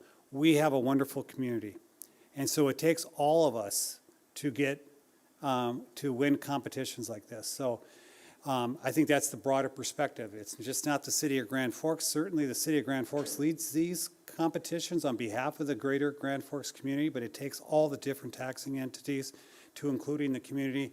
That's why Fufang is looking at this particular site. That's why Chairman Lee was here, and he's quite taken with the community. And it's a really big deal that they're moving forward in the United States of America and in Grand Forks, North Dakota. This is just to represent all the things that are going to have to go on, and certainly this is in upwards of a $700 million investment. by Fufang.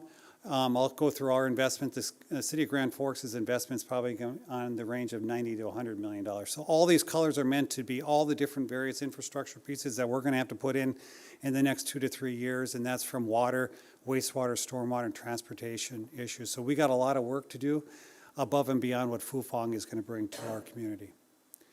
And so this is really detailing what the city is doing, and as part of how we're going to serve them in all these various reaches, we estimated between $85 and $104 million for the city of Grand Forks to support this industry. Last told, we're probably in and around 90 to 95 million. Mr. Goss did, and we're meeting this week with Fufang on Wednesday, and we hope to have a development agreement in front of the city council in a work session next week, Monday. And so with all these infrastructure pieces, we're going to have how we're going to pay for it, how we're going to charge Fufang, whether it's fees or special assessments or a variety of different ways. What are we going to anticipate and expect of them in construction and design and third-party reviews? So we'll have a 40-page plus development agreement that will specify all these various aspects of this project, how we're going to serve them, how we're going to protect the city of Grand Forks, how we're going to protect the community, and how we're going to mitigate our risk, knowing that we do have to make risk if we're going to do historic investments in our community. So just so you know, all these will be lined out in our development agreement. That's really going to have to be the responsibility of the city of Grand Forks and take the risk on behalf of the greater community. These are just, I'm going to go through the various slides. We're going to serve them, number one, with potable water. And you can see we're going to be entering into a rural water district, so we're going to have to work with the rural water district, which is Agassiz Rural Water in our area. So we'll have to work on how we're going to serve this area, how we're going to have to kind of integrate ourselves with the rural water system. So there's going to be a lot of details we're going to have to work with the rural water system. The other thing is we're going to work with the North Dakota DOT, and so we're going to make a lot of infrastructure improvements on the transportation side that will also include rail. Rail will be a big deal with this facility, and so with Highway 81, Gateway Drive, or Highway 2, and I-29, there's going to be a lot of, there's going to be a traffic study with the North Dakota DOT.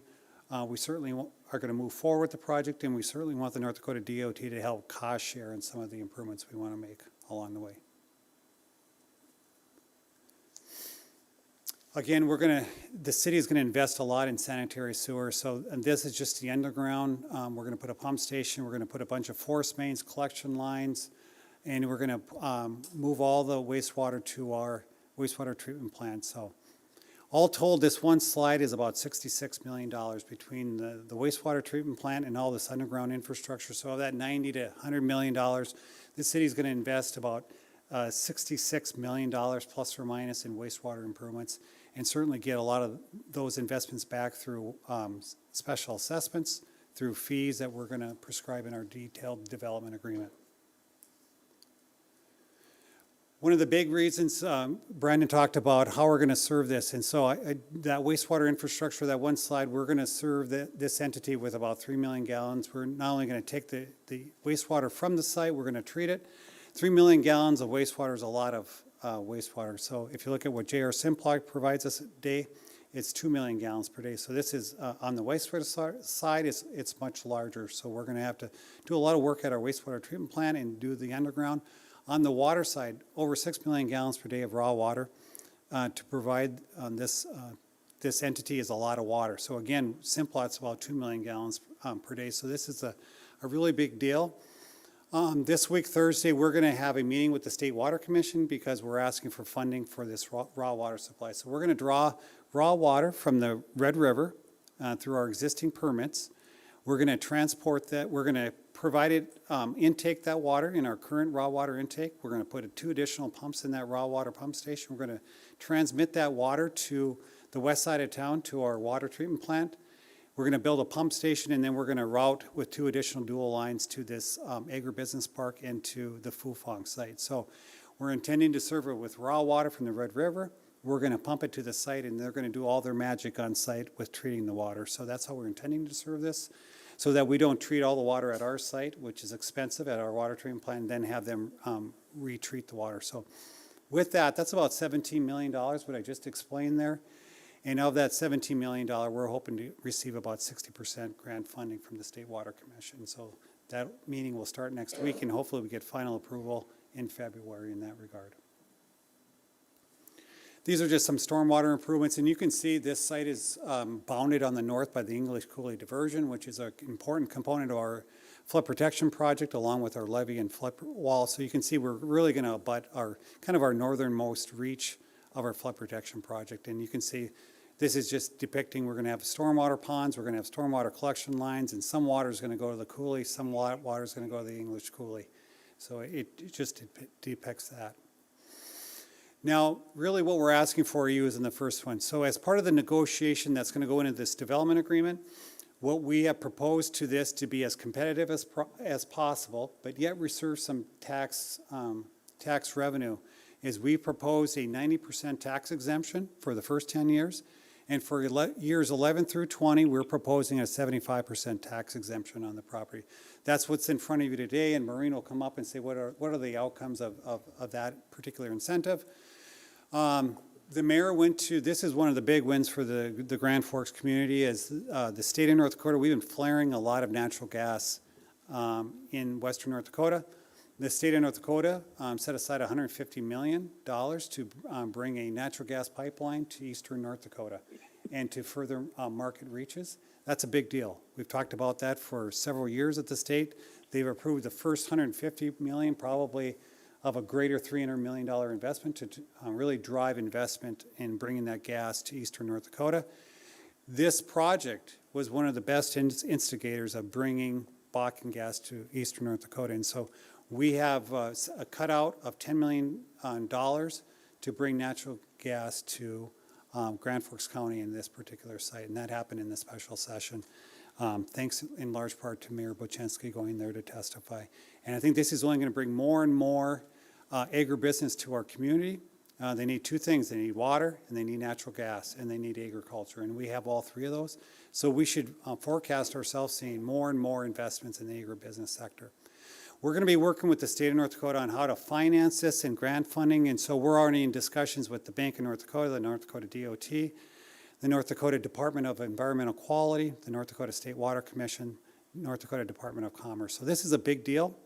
It's a big deal for the city of Grand Forks and our region, but it's also a big deal for the state of North Dakota, and we should be very fortunate. We should know that we're very fortunate to have the state of North Dakota that we have, where we have access to our governor and these state agencies that want to help us succeed, whether it's in helping to regulate us and get us permits, or whether to fund or finance some of this infrastructure. So we're going to be working in all fronts to get this done on behalf of the community, to really mitigate some of the costs to the community and make us as competitive as possible as part of this agribusiness. I talked about the offsite infrastructure. The other one is kudos to Grand Forks County. So if we didn't have all the partnerships that we have, and sometimes we think, well, what's in it for us? We got Grand Forks County to share $3 million of their $13 million in ARPA funds. I would dare say, I don't know if we'd find two cities, another city and county that shared ARPA funds. I know we're not going to find any in North Dakota. And they set aside $3 million of their monies to help fund the infrastructure investments, knowing that this isn't just a big deal for the community of Grand Forks, but it's a big deal for the county and the region, so they've committed to that. So way to go, Grand Forks County Commission. And the state of North Dakota, we should know this, agriculture is big, and the state of North Dakota is investing and incentivizes agribusinesses like this Fufang Group, wet corn mill. And so in the development agreement, we don't have control of this, but you're going to see in our development agreement, they're going to have corporate tax, sales tax, North Dakota jobs training, and PACE programming. Those are all state programs, but it's going to end up in our development agreement with Fufang. With that, that's the project. I'm going to hand it over to Maureen, and she'll go over the numbers, which I think is the most important. And I think this is the most impactful to the school district, is that you're going to see money up front on this, and over time it's going to be quite extraordinary if we can continue to land this particular investment.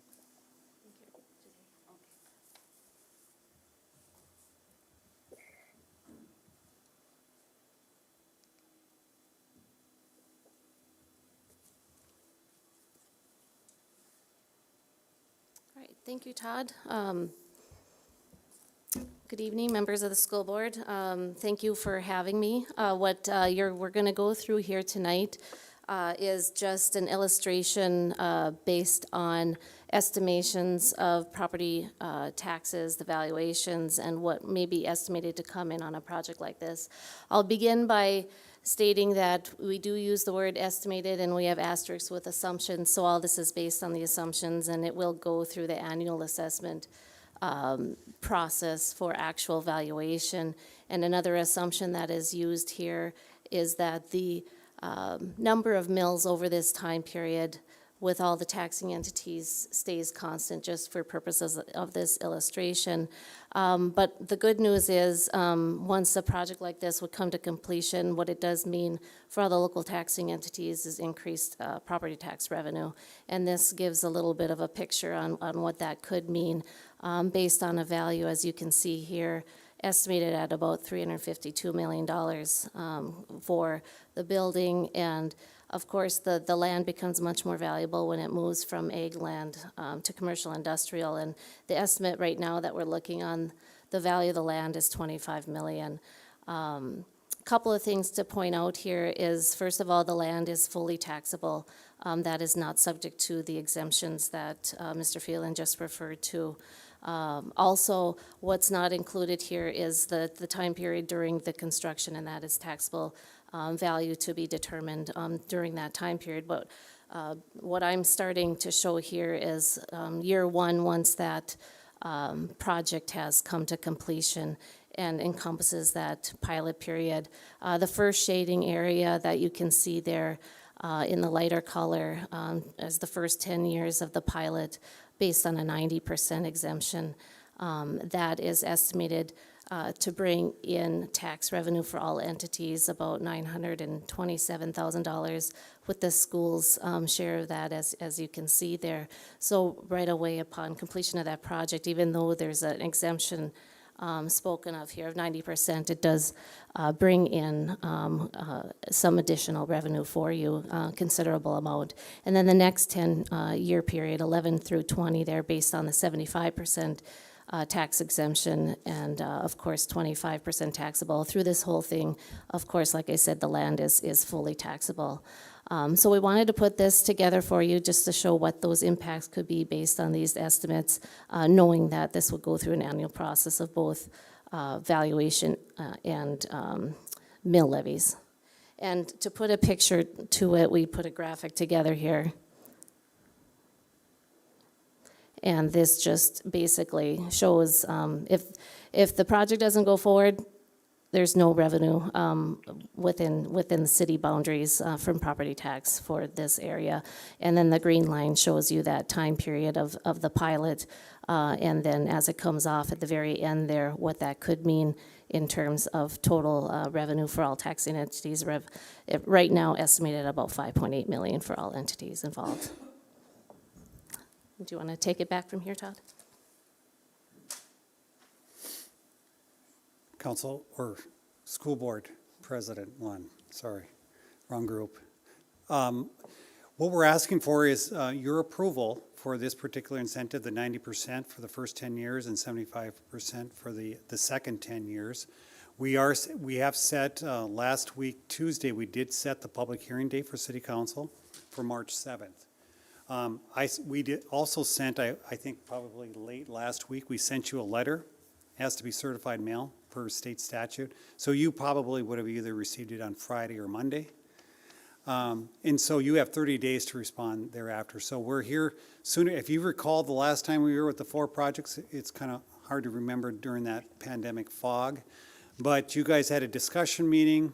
Well, first we had the local government advisory committee that reviewed it, approved all of them in advance. Then we came to the school board, had a discussion meeting, and then we came back again and had a decision meeting. So we talked about it 3 times. Right now, I know it's up for action right now. We did get unanimous support at the local government advisory committee, and reading your minutes, it looks like the finance committee also unanimously supported this. And so we are asking for approval. And the final approval will be at City Council on March 7th. And there will also be a public hearing at that point in time. In the meantime, we're going to be working as a City of Grand Forks on this development agreement. So really our goal is to finish up that development agreement get that approved in a similar time frame that we're talking about this payment in lieu of taxes. So with that, we'd certainly answer any questions on the matter. I don't know if you noticed, Mr. Phelan, but when you look at Mr. Berge, as soon as Maureen came to the podium and started showing spreadsheets, he really got excited over there. So, I don't know if the Finance Committee wants to weigh in before we open it up for questions or comments from board members. I'm putting you on the spot, Con. I don't know if you do or not. I guess I have supported this both at the Local Government Advisory Committee, of which I serve as a representative from the school board, and then Finance did discuss and unanimously recommended. So I really don't have, I think this is true economic development, and that's what this should be for. And while we'd all like a perfect world where you didn't have to do this to attract a business, it's reality. And I think the fact they're able to get this here is very beneficial to the county, to the region, to the community. So I would encourage support, as did the Finance Committee. Questions, clarifying questions or comments from board members? Cynthia? So I'm going to be respectfully in disagreement.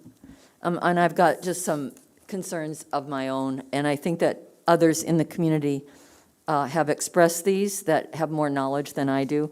But certainly I've heard concerns about the water, the amount of water, and I was going to ask that question, so I appreciated you, Mr. Phelan, talking about Simplot's 2 million gallons per day, and this is 6.6 million gallons per day. So I have several questions, but my first question would be, have you looked at the long-term effects on the environment? Because you're not only talking about water, but also the discharge of water. So I don't know what, so my questions are all, on environment and ethical kinds of things, and then a workforce question, but we'll take them one at a time, if that's okay with both you and Dr. Len. Go ahead, Mr. Phelan. School board membership, number one, we are, and that's part of our due diligence that we're currently doing as part of the development agreement. We understand that like 3 million gallons per day coming into our wastewater treatment plant is a big deal, and it's just not regular domestic commercial wastewater. It is industrial agribusiness. So we're going to be doing lots of studies on that. That's why I went to visit communities, see what the constituents are. So yeah, that is a really big deal. So it's all about operators. Really one of the biggest heartwarming moments are our operators have to take on a whole lot more responsibility. And you know what? We pay them the same. And so one of the best things with this is people stepping up in the city of Grand Forks, meeting the challenge, whether they're engineers or operators. It's quite humbling what we do. On the water side, that's a lot of water. Right now we have a Red River permit with the state of North Dakota that allows us to draw 30 million gallons per day. And just so everyone knows, we draw water from the Red Lake River from Minnesota, and we draw water from the Red River of North Dakota. On an average day, we prefer to take water from the Red Lake River. And so this industry right here, we're going to draw from our 30 million gallons per day from the Red River. But we have options with both rivers. And so certainly we have enough of a water permit to do that. So we're not concerned about that, but we do know our river systems are prone to flooding and they're prone to drought. And so, but even after last summer, with the extensive drought that we had last summer, we didn't have a water supply challenge. We restricted water due to the water treatment plant, and thank goodness we started up the water treatment plant. The new water treatment plant, that's now 20 MGD, because our max day was about 16 million gallons per day, and our old plant was rated about 16 million gallons per day. So thank goodness, just in time, we got that plant started up. So really us mitigating water use was more related to our water treatment plant, that we didn't want to over-stress our water plant.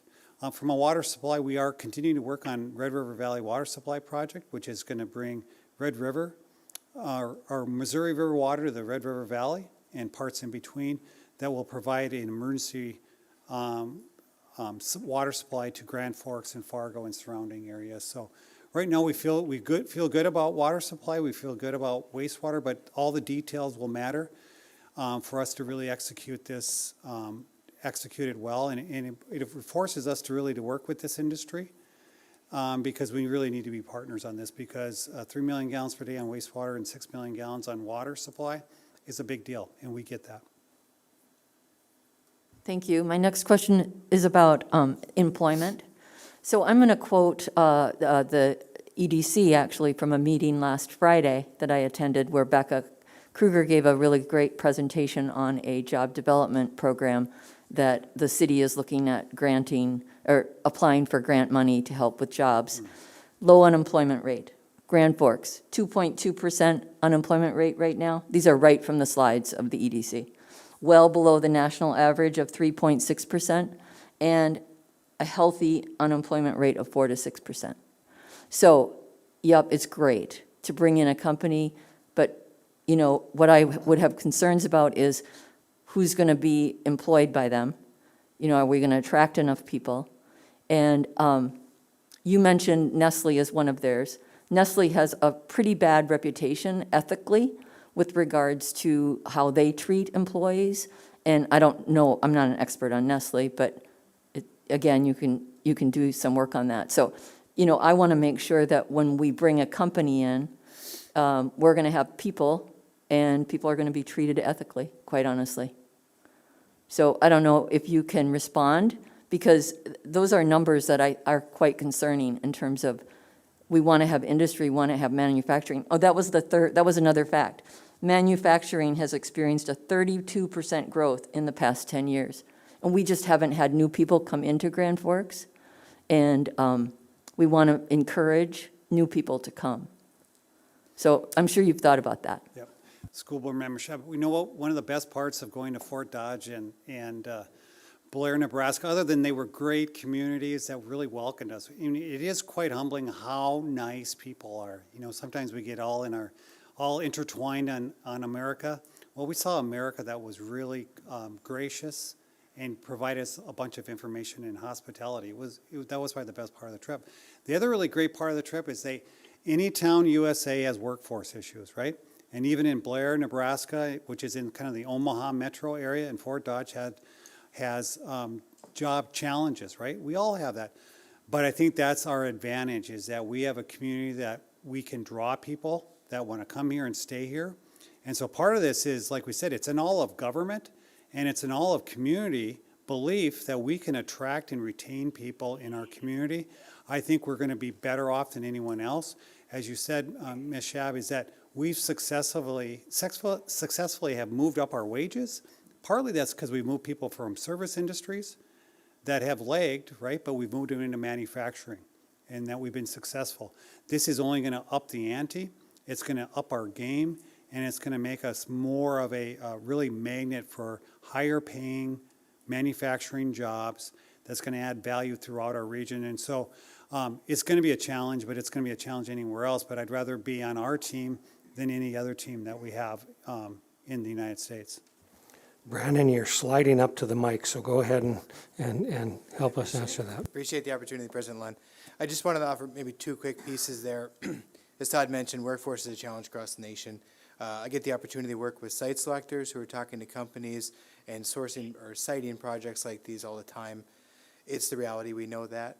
A couple of points worth noting, though, as you mentioned, that 30% or so increase of manufacturing over the past so many years. We're very proud of that as a big focus of the economic development of work. That's a headcount increase. So that's an increase of people working in that manufacturing sector. It's not, a GDP type of measure. Those are a number of people in those positions. So they've risen to the occasion, and we've had more and more people in that industry. And secondly, I wanted to mention, too, that on the slide of how we got here in November 2020, when we first met the company, when we got it away from the site selection company and met the company directly, they said, we want to come, and we have two priorities. We have all infrastructure, and that's all we want to talk about on day one. And in day two, all we want to talk about is workforce. And this was early in the process. As they were vetting possible sites, they brought up workforce, and they said, we want a whole day on this subject. And a part of that was they said, we want to meet with local companies. And again, we're all in this together. We asked local industry, a number of them, and said, would you be there in the room and have this conversation? They could have feared the workforce question and said, we're not going to support that. But they came in, They had an honest conversation with the company, and they said a couple of things that I remember. One, the workforce is strong and loyal in that when you treat them well, starting with good wages and all the other benefits, they'll treat you well, and that gave the company confidence. And two, we've been able to just in general find those numbers over the years if we've continued to grow, 30% as you mentioned. And so they heard it directly from those who were employing, and the company had the confidence to make the decision they made to get here today, too. So it's a challenge, absolutely, and that's why Becca and other team members are really working on that. Thank you. Mr. Dell? One more good note on the Career Impact Academy. That's why, sometimes once that Career Impact Academy gets up and running, it's going to be the idea of everyone. Okay? Everyone's going to say, we should have done this. We should have done it 10 years ago. So with industries coming in like this, whether it's existing industry like J.R. Simplot that we talked about and that contributed to the Career Impact Academy, why'd they do it? Because they have faith in us in driving employment and getting career-ready folks to their businesses. And I think with Fufang coming, it's just going to make the Career Impact Academy even makes more sense what we're trying to do. Ms. Mikula, do you have any comments or questions? No, I don't. I made a number of comments at the Finance Committee meeting and just want to echo, I think this is one of those once-in-a-lifetime, really, opportunities to bring new industry into the Grand Forks area. I certainly understand Ms. Schaub's, Dr. Schaub's concerns on environmental aspects of it, but I fully expect that, all major environmental permits would be in place prior to commencing construction, so I've less of a concern from that regard, and it sounds like our city representatives have gone down and viewed the communities where these other types of facilities and operations function and have seen firsthand benefits to the community, as well as had opportunities to meet the employers and management teams. So I just think it's a really exciting opportunity and look forward to seeing how the project progresses. Thank you, Mr. Douthit. Do you have any clarifying questions or comments? A comment, first off, Mrs. Mikula, I second all that was stated by her, and Ms. Dr. Schaub, I too certainly, the environmental piece is certainly a present piece. Yet I do believe that due diligence is being done. I think the answers that were being provided show that the homework's being done, the leadership, the hours that have been put in putting this together, the many, many more hours working with the state, the city, the county, the federal regulations. It's very evident that everyone has done their homework, and I am certainly prepared to move forward with such an exciting venture that's going to take us forward. So thanks to all that have been putting in the time to get this thing ready, and in the not-so-distant future will be operational. Thank you. Amber? I have a question and a comment, so I'll state my question first. We haven't yet heard at this table the impact of the project to our local farmers. So could you talk about maybe an impact to those individuals who are maybe currently shipping out their product, and would they be just, instead of shipping it, they'd be, providing it locally? How will we support our current farmers in the area, in the region? Vice President Flynn, I think the farmers are going to be the biggest winners in this.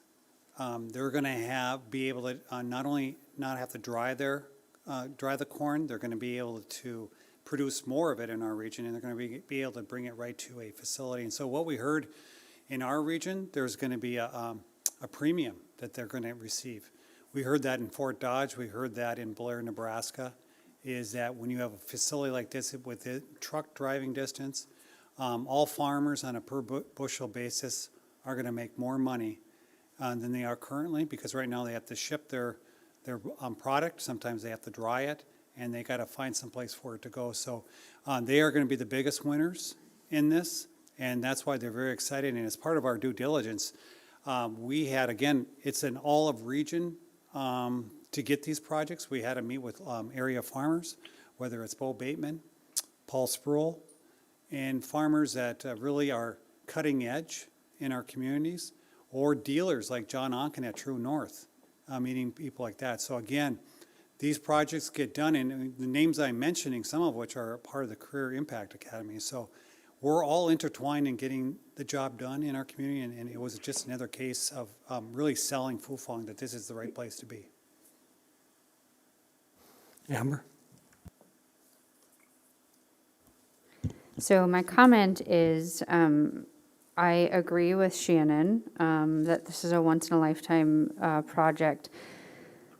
This, by far, out of all of the tax incentive requests that we have, has, in my opinion, been done to a T with how we should be receiving the information, the presentation.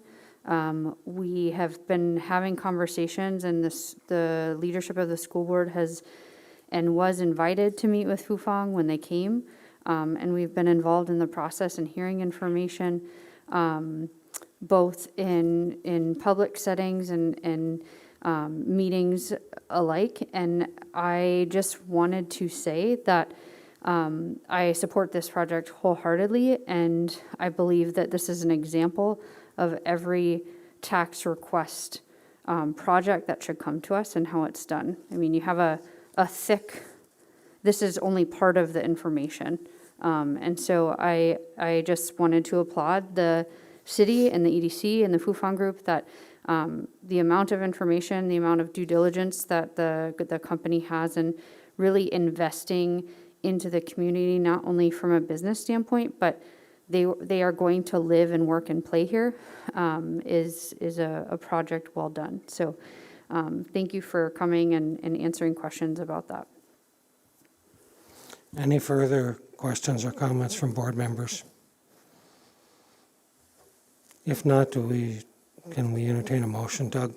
I would move approval of the request. Do we have a second? Second by Jeff.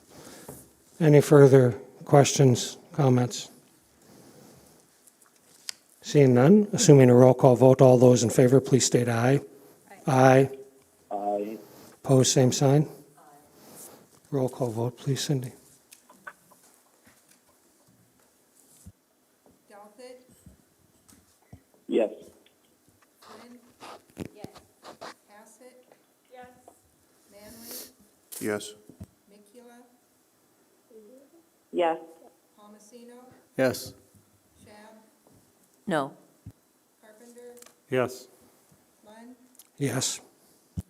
8 yes, 1 no. Motion carries. Thank you. Next group we want to talk about is the Olive Ann project. Greetings, and on this particular project, again, this may not, I hope we have more than one project of a lifetime. So I think if we really believe in ourselves, we can start really getting on a roll and a momentum that we're going to have more and more what we once would have considered once in a lifetime. So I think the project that's in front of you is a once-in-a-generation project, which is the Downtown Boutique Hotel.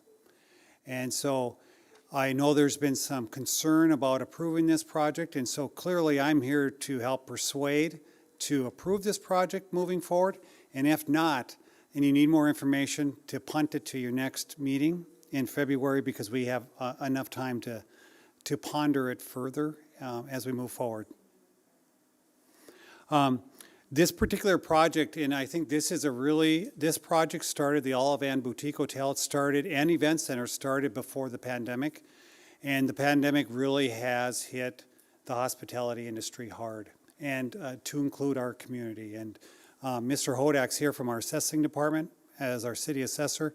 And because he reviews all the revenue statements and across the board in hotels, they're struggling. And they have struggled. So to have a boutique hotel centered in the downtown of Grand Forks is extraordinary. Again, we're not going to find many communities like Grand Forks that's going to have an opportunity like we have in front of us. Why is this project moving forward? It's because we have Mr. Giese in Edgewood that's in our community, that's dedicated to our community, and wants to do a passion project. we could send Brandon Baumbach around the world trying to find a boutique hotel investor. If he found one, you know what we'd come back here with? We'd come back with a 20-year, 100% pilot. But in this case, it's something less than that. Mr. Giese started out on this particular project. Before the pandemic, this project shifted. So it was going to be all boutique hotel, event center, all in one building. What happened with the pandemic? Obviously, we all know that. People went to work from home and other places. In his existing building, he sized that down from an office complex. And so in the meantime, over the pandemic, he put Cloud9 events on the top floor of his existing Edgewood building. Move that forward. We did provide a Renaissance Zone incentive for that project, and that's a 5-year standard state incentive for the property tax and for income tax. So that he moved forward with that. He also tied it with the boutique hotel. So we can't close the Renaissance Zone until we finish the boutique hotel as a part of that general project. So the project changed. So he moved forward in good faith on fitting up that 5th floor that used to be commercial office and made it an event center. And then along, he's downsized the boutique hotel itself, and that's what's in front of you tonight. I know when we've had Michaela Hewitt, who's online, take a look at these projects. Generally, projects come back that get to us. They're justified to some degree. And we're going to find that probably in any town USA too. So really, this is a competing facility that meets all of our downtown principles, all our downtown programs, whether it's Renaissance Zone, Opportunity Zone, tax incentive. It's going to drive vibrancy in our community. It's going to drive property value. It's going to drive employment. It's interconnected with our entire downtown. It's going to bring business development throughout our community, and it's something we don't have in the downtown. And so if you look at competitive communities like Fargo, they just built a high-rise in their downtown right on Broadway. We got a great downtown. Fargo's got a pretty good downtown. And so when you look at that Jasper Hotel that's centered in and around just on the upper floors above the RDO World Headquarters, Fargo provided that as a tax incentive, a 20-year, 100% pilot. So what we have in front of you is less than that, but Mr. Giese and his development group wants to bring something to the downtown Grand Forks as good or better than what they have, and for less tax incentives that is provided in competitive communities just to our south. So really, it hits a lot of the marks that we really wanted. And when Michaela took a look at this, I want to make everyone sure, the pilot that we're proposing would be for years 6 through 10, 100%, and then years 11 through 15 would be at 80%. It would only be on the boutique hotel. And so again, when we looked at it with Michaela and with Mr. Giese, the event center, we determined did not need to be part of the payment in lieu of tax. And so that facility on the top floor is only getting the standard Renaissance Zone. This incentive is only on the boutique hotel development, and for that additional 10 years of the pilot as we move forward. So with that, Michaela has worked on the numbers, and what I asked her is not to go through the entire presentation, but really summarize her findings and why we led to a recommendation that we did. And so I'd allow her. And then I also want to say at the Local Government Advisory Committee, we did have broad support from Keith Lund of the Grand Forks Region EDC on behalf of the business community. We had Julie Rigg as part of Visit Greater Grand Forks as another supporter of this particular project that we need from a visitor perspective and also from an economic development perspective. So we have a broad range of support for this project above and beyond what the city's existing policies with that. So with that, I'd ask Michaela to go over the findings. Just before she starts, just because I didn't see it till just now, but board members, there's a one-page handout at your table side that summarizes what she's going to go over. So thank you. Now go ahead, Michaela. Thank you. Hopefully everybody can hear me okay over the cell phones. Yes, we can hear you fine. From Baker Tilly. City of Grand Forks had retained us to provide an independent third-party review of the public financing request that they received for the new project. Our role was to assist with reviewing the project financials and understanding if there was a need for public assistance, and if there was a need to provide a recommendation of what that level was, and that's the document that you have in front of you. And our review really is to understand if the financing of the public and private improvements, the entire project, if they can be supported by the development alone without any public assistance. In doing so, we do a verification of the developer's assumptions. That includes their sources and uses of funds for the project. And again, as Mr. Phelan had indicated, we broke out this project between the entire renovation of the existing building as well as construction of the new building. And the total investment is estimated to be greater than $27 million, of which the hotel investment piece itself is close to $20 million. So again, reviewing the sources and uses of funds, understanding the cash flow or the operating pro forma model and what the assumptions related to that, including the operating expenses for the hotel project itself, as well as the operating revenues, including the room rates and any other revenues, and understanding from a financial feasibility standpoint the ability of the projected revenues from the hotel and their ability to support the operating expenses, meaning the sufficient cash flow available to support the debt service repayment. Our conclusion of reviewing the project is that without any financial assistance, meaning through the property tax exemption, the project does not appear to be financially feasible. The projected returns, and that would be the available cash flow after operating expenses and debt service for the initial equity invested in the project, are well below industry standards. And with the financial assistance, the project performance is projected to improve because that does provide the additional cash flow to the project, which puts the projected returns in a reasonable level for the project to proceed. So again, based on that financial review, our recommendation is to focus on the new construction hotel only. That would include the Renaissance zone for years 1 through 5, 5-year exemption for 100% exemption for years 6 through 10, and then 80% exemption for the remaining 5 years, years 11 through 15. And that means the existing building renovation, which did experience increased value, would be a 5-year Renaissance zone, but 0% exemption after that 5-year period. So with that, I'd be happy to answer any questions or turn it back over. Go ahead, Todd.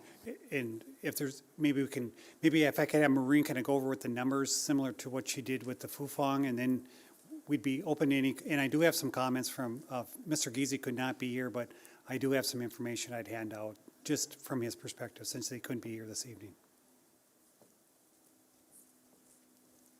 Thank you, Todd.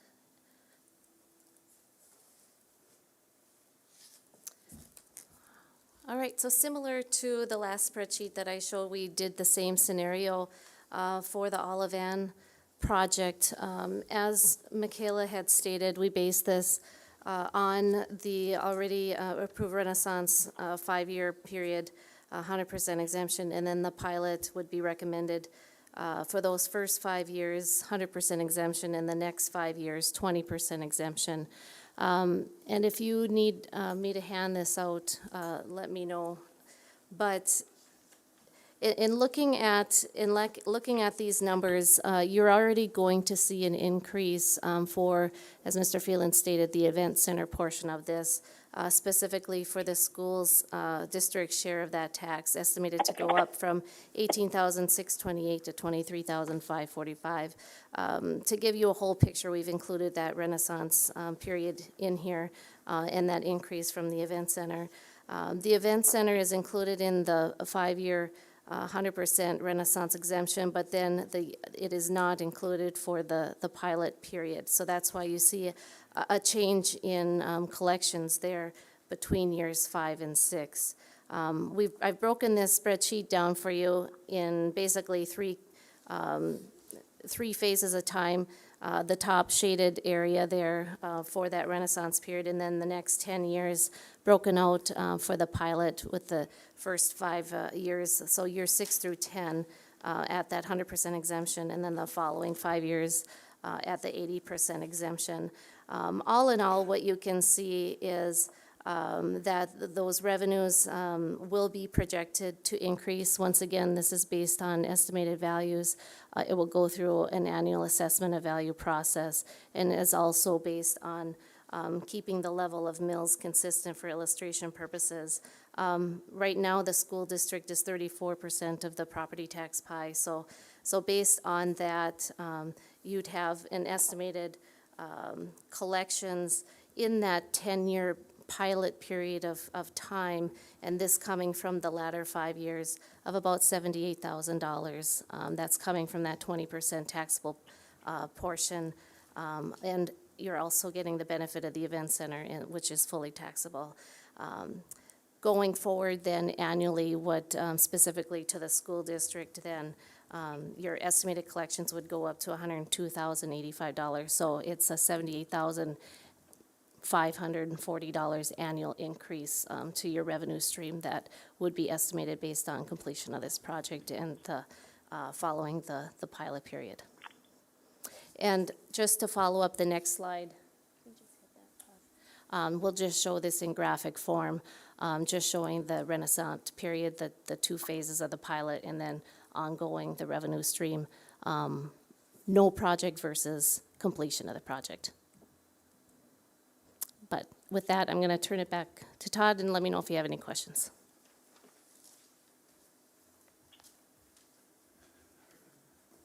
Finally, Dr. Lund, I did hand out an email from Mr. Giese, and Mr. Carlson is also here on behalf of the development group too, for some further comments. But I think number 1 and 2 are essentially what Mr. Giese is saying is this is a local development group that they want to invest in our community. They believe in our community. They want to create something under number 3 that's competitive, not only competitive in our community, in our region, in the places that people go to visit. So he really wants to invest in something that's really going to make Grand Forks competitive and vibrant. I think the other part is with this investment, Mr. Giese wants everyone to understand that all the taxing entities are going to win as part of this investment moving forward. And I think without the pilot and Ms. Hewitt confirmed that, Mr. Giese won't do the project, and that'd be a real shame if we continue to maintain a surface parking lot in this really strategic location. Unlike the previous project with Fufang, there's not a whole lot of infrastructure development. So why does the city like these kinds of projects? Because they're pretty straightforward, and they're pretty simple, and they're pretty easy. And we love the historic projects, but those historic projects come with a lot of pressure, a lot of risk, and a lot of investment on our side that this doesn't entail much of anything on our part for infrastructure. So it's a real big win in that way. I think as the other part is Mr. Giese and Edgewood, along with, when we went around with the CIA project, why did people invest in the Career Impact Academy? We certainly have terrific schools. We have people working on workforce. But companies like Edgewood and Phil Giese, J.R. Simplot, and others, they invested in that facility because they believe in the community. So if you were ever in those, because you know what, there was like, are you going to deliver on this project? And we said we would deliver. And so everything is tied together. And Mr. Giese, Edgewood, and his local ownership believe in the community, so they want to reinvest in this Olive Ann Boutique Hotel. It's a once-in-a-generation opportunity for us to place something in Grand Forks, to continue with our momentum downtown, and checks all the boxes that we have. And there's no other investment group coming out of the locker room that's going to do a boutique hotel. Okay? So this is really it, and it's a really moment of truth for us to move this forward. And so that's why we're advocating on this part, and it's kind of really the right mix. And I'll maybe Mr. Carlson say some final words, and then we're all here to answer any questions that you may have.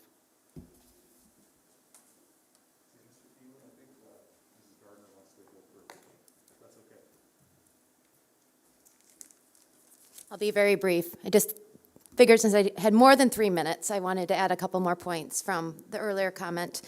The other part from an operational standpoint that lends into this type of hotel, in addition to the event centers, is that all of the owners that are part of this group, including the guys from Skies and myself, have made a career out of the hospitality events industry. And that is something that we're committed to with this hotel in terms of employment. And again, going back to the CIA, bringing people in and showing them how they can make a career as a professional server or in or hotel management and other industries that are in the hospitality field. We are committed to paying livable salaries to people so that they can make a choice to make this a lifelong career, which then kind of flows into the operational side of things and kind of getting this project off the ground.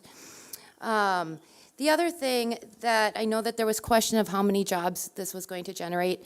Just from the get-go, we're looking at 30 FTEs to start. That is not including the 2 event spaces. So again, between Cloud9, which can accommodate up to 450 people, and the Opal Event Center, which can accommodate up to 250 people. If both of those spaces have events going on, people are staying in the hotel. Sky's restaurant is going Monday through Sunday, 3 meals a day, room service. We're obviously going to be generating way more jobs than that initial estimate of FTEs.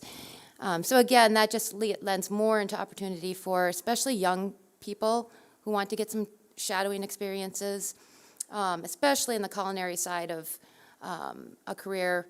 I think that this is something that, again, is going to really benefit our community. The last thing is we've definitely done our due diligence on talking with a number of business owners and agencies in the community. When it comes to recruitment of professionals to our community, everyone from All True, UND, all other kinds of businesses do feel that having this type of hotel for candidates to stay at while they're in the recruitment process is of something that is needed in our community. So I do hope that we can get your support.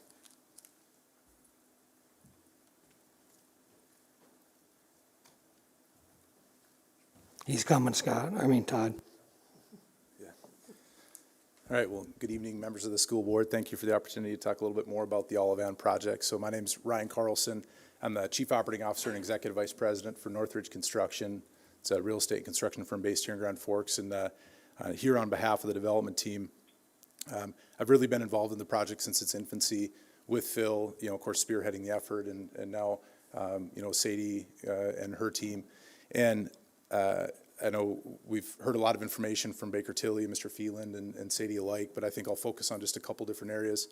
The first really is we've talked about this being a passion project, a boutique hotel. I've been in the hotel business for 10 years, 11 years actually, and to actually have an investment group that's looking at developing a project like this in Grand Forks. When you look at the numbers, it isn't the most attractive place to put your capital, and Phil and Sadie and the rest of the Skies and Cloud9 team, they're doing this really to continue that vibrancy and that catalyst in downtown Grand Forks, and it's going to allow us to become a competitor with Fargo and the Jasper Hotel and Bismarck and what they're doing in their redevelopment, because as Sadie briefly alluded to, when we're trying to retain professionals in our community, when we're trying to recruit teachers, families,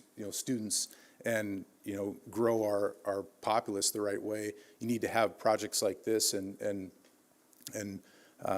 buildings like this to showcase what Grand Forks is all about. And when you consider what's happening in downtown Grand Forks and beyond, in the greater Grand Forks area, this is just another piece to that overall development plan and setting ourselves apart from our competitors, from our neighbors. So Northridge Construction, we've built in over a dozen states over the last 10 years about $1 billion in construction, and a lot of it hospitality, multifamily student housing, and in my travels, what I'll find in communities like Phoenix and Kansas City, Billings, Duluth, Minneapolis, when you go downtown and you have these redeveloped, repurposed buildings like Cloud 9 on the Edgewood Corporate, 5th floor, and Olivan that's going to be connected to Cloud 9, it allows for all of that, retail to come into the marketplace and additional folks that, are now able to stay downtown, not just on the multifamily side with some of the developments that we have, but with a boutique hotel. That's what you find in some of these markets that have really tried to set themselves apart and grow from the inside out. And that's why I think Olivan is such a special project. And keep in mind too, the finish level, the look of this property, of this product, is going to be that of what you would find in downtown Minneapolis. There's several hotels that I can, that I've stayed in and can think of that when you walk into them, they have that wow factor, and they really are a showcase to the community. And so a hotel is more than just a place to sleep, but honestly, it's a place to showcase what, Greater Grand Forks offers. And it is an independent property. It's not a franchise hotel, and there's operational challenges that come with that. And this, this request and this tax exemption, really allows to overcome some of those challenges. Without it, of course, as Baker Tilly mentioned and Mr. Phelan mentioned, we just won't be able to continue the development. So I also want to touch on the what's happening as of late. This project really started in its infancy several years ago, pre-COVID and pre the supply chain interruption and the construction inflation that's dramatically changed the landscape of what we do, in the last 12 months especially. And it's making it more and more difficult to even, consider this further and to make it pencil out. And so as that window is closing, something like this is just so critical in order to really bring us to the finish line. And I hope everybody understands that the decision that you have is critical, especially considering what's happened in our industry here in the last 12 months or so. I guess, there's a lot of other points that, that Mr. Phelan has made, and you see Mr. Giesi's email, and you can refer to that, so I won't be redundant in covering some of those topics, but I do ask, that you give this request, your support, and consider all the other factors that it plays into that I've mentioned and that Mrs. Gardner's mentioned and Mr. Phelan alike. So I appreciate your time and the opportunity, and hopefully we can bring this project to the finish line.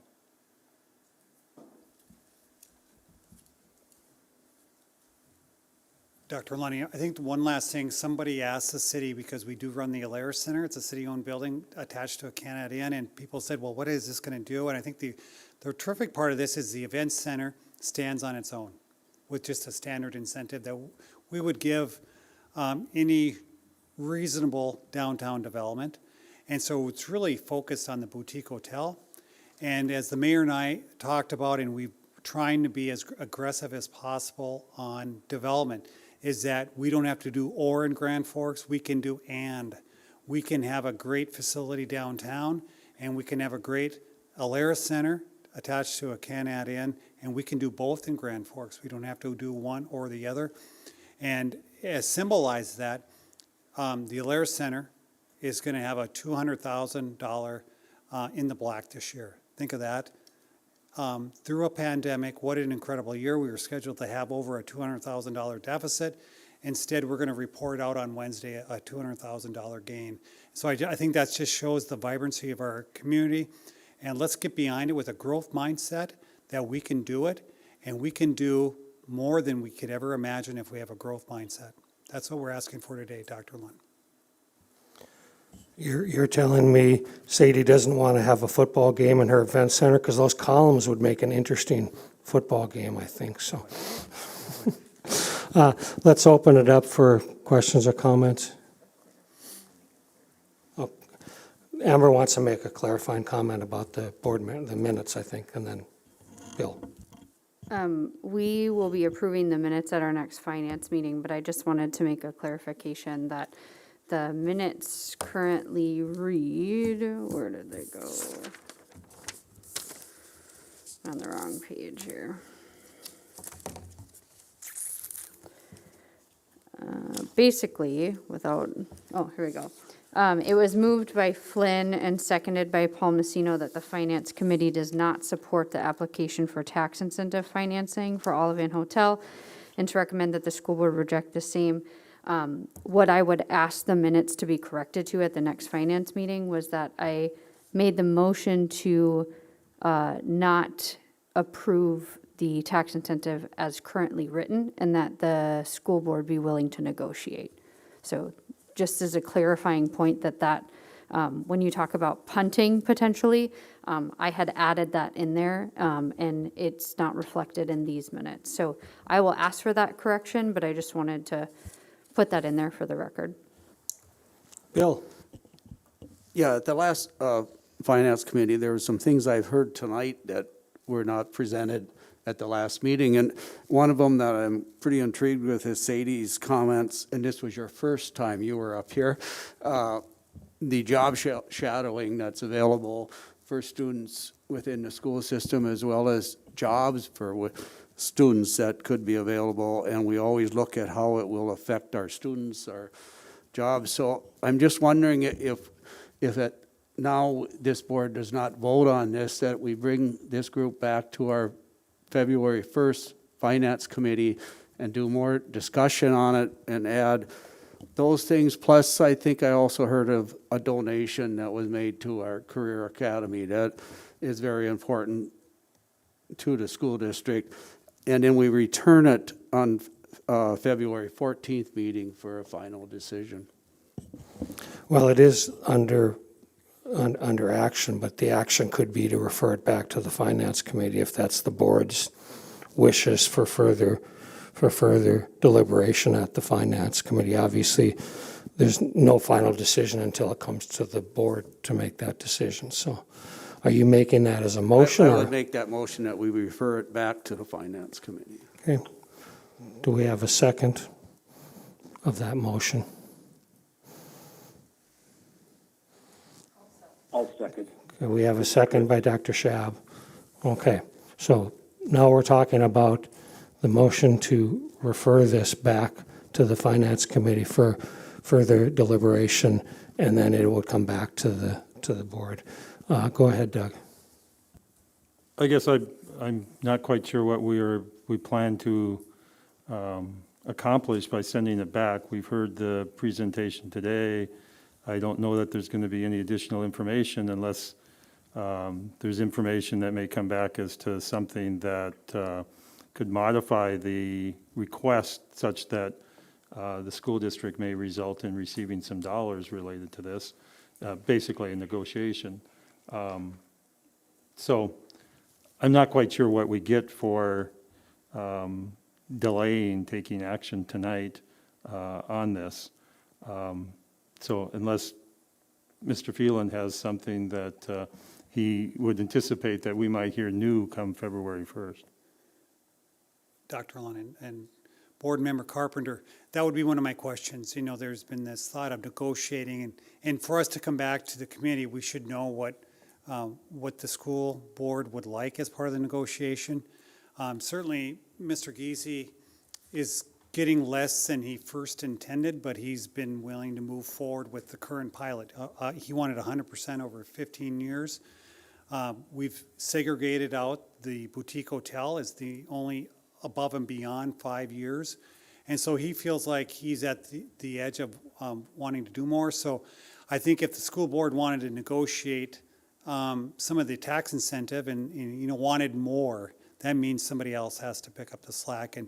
And that's likely has to be the school, or if to give more to the schools as part of the revenue side, that means the county, the city, and the park district have to agree to fill whatever that gap is. We've always said it's all for one for all as part of this. That's how we've tried to shape all these things. But I will say this, why I wanted to punt, because this is so important to get approved, I didn't want you to turn down and say no tonight, because we'll miss a big opportunity that won't come back around for another generation. So that's why I wanted to punt. If you're going to vote no, I want you to punt because I want you to consider not voting no on it. But, because I don't know how much more we're going to say. The mayor and I, on behalf of the administration, we certainly, whatever we move forward with, we got to get the city council to approve.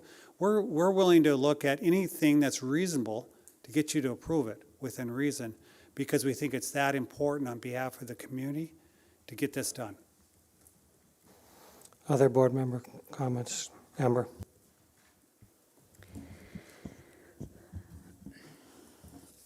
I'll try to give you some tangible items that I'm looking for.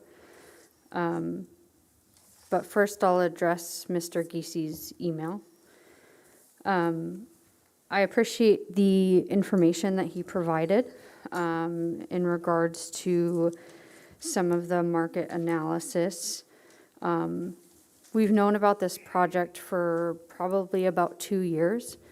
And I have had conversations with city council members and others where I've indicated that the way I make decisions about the tax exemption requests that we get are a community need and want that's broad, that is larger than maybe just a niche subset population, that it provides an indirect benefit to the school district, meaning our families, our students' experiences, outside of the financial impact that we would receive in 5, 10, 15, 20 years. And that there's an opportunity for economic development in terms of job creation at a certain level. I was in a sorority in college, and I could see this as being a benefit or a attraction to a sorority or fraternity who is looking for a different event venue space, along with some of the ideas mentioned here. So I will give that project this, that I do believe that it would be a benefit that would provide an additional opportunity for event space. Mr. Giesi, in his email on item 6, said the school board has nothing to gain by not approving the pilot.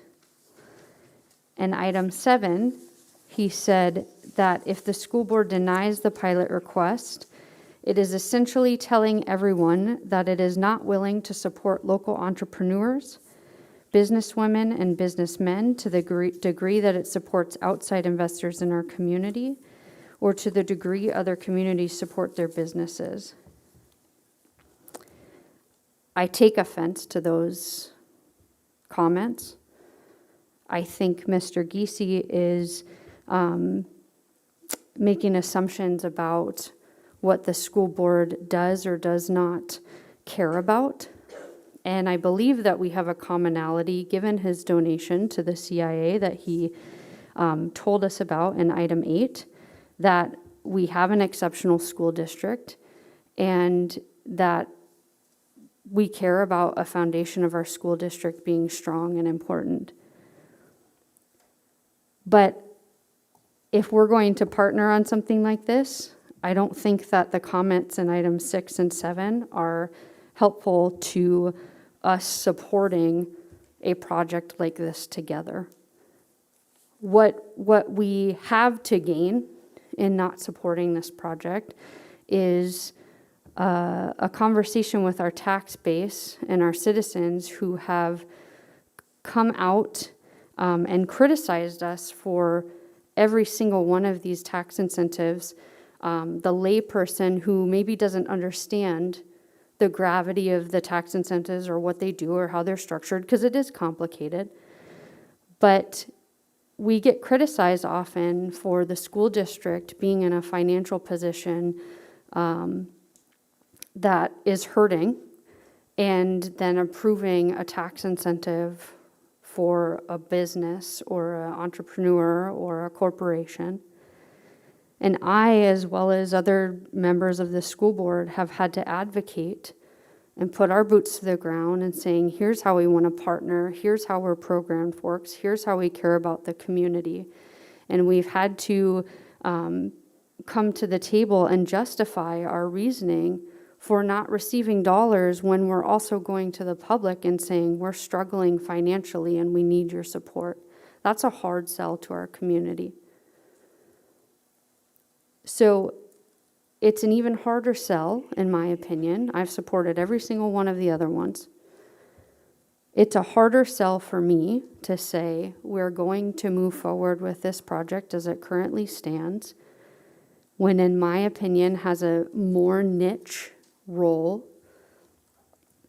The gain, or what has been projected, is said that we're tight as it is. So I would like more information on the long-term sustainability and success of a project like this, because if we're already tight as it is, I want to make sure that we don't have a vacant building in 10 years that's been built. I also want to see items such as, what are the costs of the room rentals? What is a livable wage for the employees? I'm curious on how this building will add to the livable wages for our community. And if we're talking about populations who would use this, it was said to me on the phone today that we could use this hotel as a recruitment for teachers. Well, if the Olive Ann's room rates are, let's say, $189 a night, which is similar to the Jasper Hotel, that is more than or equal to a starting salary per day for our teachers. Who's going to pay for that? The school district can't afford that. This would not be a recruitment for teachers. Certainly, it could be a recruitment for higher level paying jobs, and I agree with that. And I agree that there would be a need for new venue, wedding space, sorority, fraternity venues. I agree with that. I want to try to make this work, and I would say every member of this board supports economic development and supports business development, wants to move this project forward. But to state that we're not willing to support local entrepreneurs, or to the degree that other communities don't, I think is a hurtful statement to this school board. So what I would look for is, currently, how it's written, I believe that the school district could gain financially sooner than year 10. So what I would look for is the information I've already asked for to be provided to before our finance committee, but something less than 100% on year 6 through 10. That the school district would realize after year 5 through 10, something rather than a 0%. So I hope that those tangible items could come back to us. I'm willing to table and give more opportunity. My phone number is available and anyone can call me, and I'd be happy to sit down and have more conversation. I want to make things work, but I also think that we need to show to the public that not only do we support this community growing, and that we support some of these projects that might serve a smaller subset or a niche population, but we have a due diligence to our taxpayers to say when we're struggling financially, that we are going to question and not rubber stamp these projects, because we have an opportunity to gain sooner than maybe we would later. Any comments, Mr. Phelan? Number one, I would say Mr. Giese, those are his words. What I do appreciate about the words is that he's being straightforward. And maybe in our society of being too circumspect, he's being to the point on the project. And maybe when you get to the point of Mr. Giese's life, you want to get to the point. I think how this came to be and why are we trying to move this forward? Well, with people like Mr. Giese, you have a moment, he's ready to go with the investment, and we try to move it forward. And so that's why we're doing what we're doing, because we can't do this project without the private investor. And so I do appreciate the bluntness, because it doesn't leave anything to the imagination of what he needs to move the project forward. Miss Hewitt has looked at what the room rates are what the occupancy is. And so I think even Mr. Hodak has reviewed some of the financial information. And so I think even Mr. Hodak provided the opinion at the Local Government Advisory Committee that this is an investment that not a lot of people would make. If this, the other part of whether this it's not as successful, the great part of this investment, if it's not successful, it's a private investment. Someone's got to try to make it work. And one thing I know about Mr. Giese is that he's been successful in his life in many different avenues. What he said at the Local Government Advisory Committee is he's developed senior living communities, apartment complexes, mixed-use developments, has never asked for an incentive from Grand Forks. This is the only time he's asked for it because he really needs it. And so that's where he's at. That's why this is an easier thing for all of us to approve. It's a tax incentive done by a private group, locally led. It's got all the earmarks of success if it's going to be successful in Grand Forks. We're certainly willing to come back, and we can have Michaela, and I know she reached out to Mr. Carpenter, and we also have reached out to Mr. Giese, and hopefully he could be at this next meeting about how much are you willing to share of your private, proprietary financial information on that, because that's why we asked Ms. Hewitt to review it and look at those, different benchmarks. But we're certainly willing to provide more information. But what we want to do is you're a board, just like a city council. You're a policymaking board. And if we're going to start getting down to the detailed information of every deal, I think we're just going to grind things to a halt. And private investors are going to say, I don't want to go to Grand Forks because they're going to run me through the mill and I'm not going to do it. And we're going to lose opportunities. So let's be careful so we all know our roles.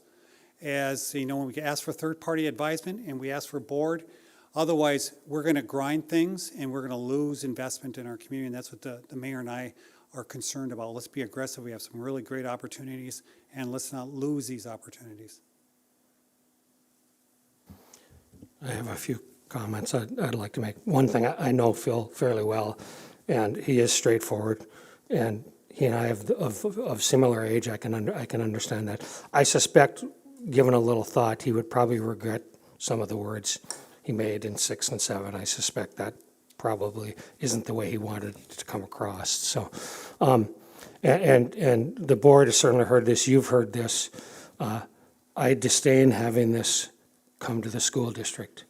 If it wasn't for the damn community out west, which made the legislature change the way they approve these, it wouldn't be coming to the school district, because we are not an economic development organization. We are here to educate children. So I really don't like this. But on the other hand, it's the law, and we need to do it. And I'm going to read some things because I wrote it down, and I don't know who sent it in our packet, but I was interested in the TIF fundamentals, which really outline what are the fundamentals of why we have a TIF. And there's 3 things that struck me. It's a method of capturing and redirecting tax-based growth resulting from new development. Fixed term for capture, then new development capacity is added to existing tax base for all taxing entities. And tax increment is generated by the increased property value that is created when property is developed. I even understand that, and I'm not anywhere near Maureen or Scott's realm of finances. It makes sense to me. I've heard several comments, not just today, but other days, that the school doesn't have a direct benefit from this. And where is the school benefiting? We're not getting students like Fufang and all that.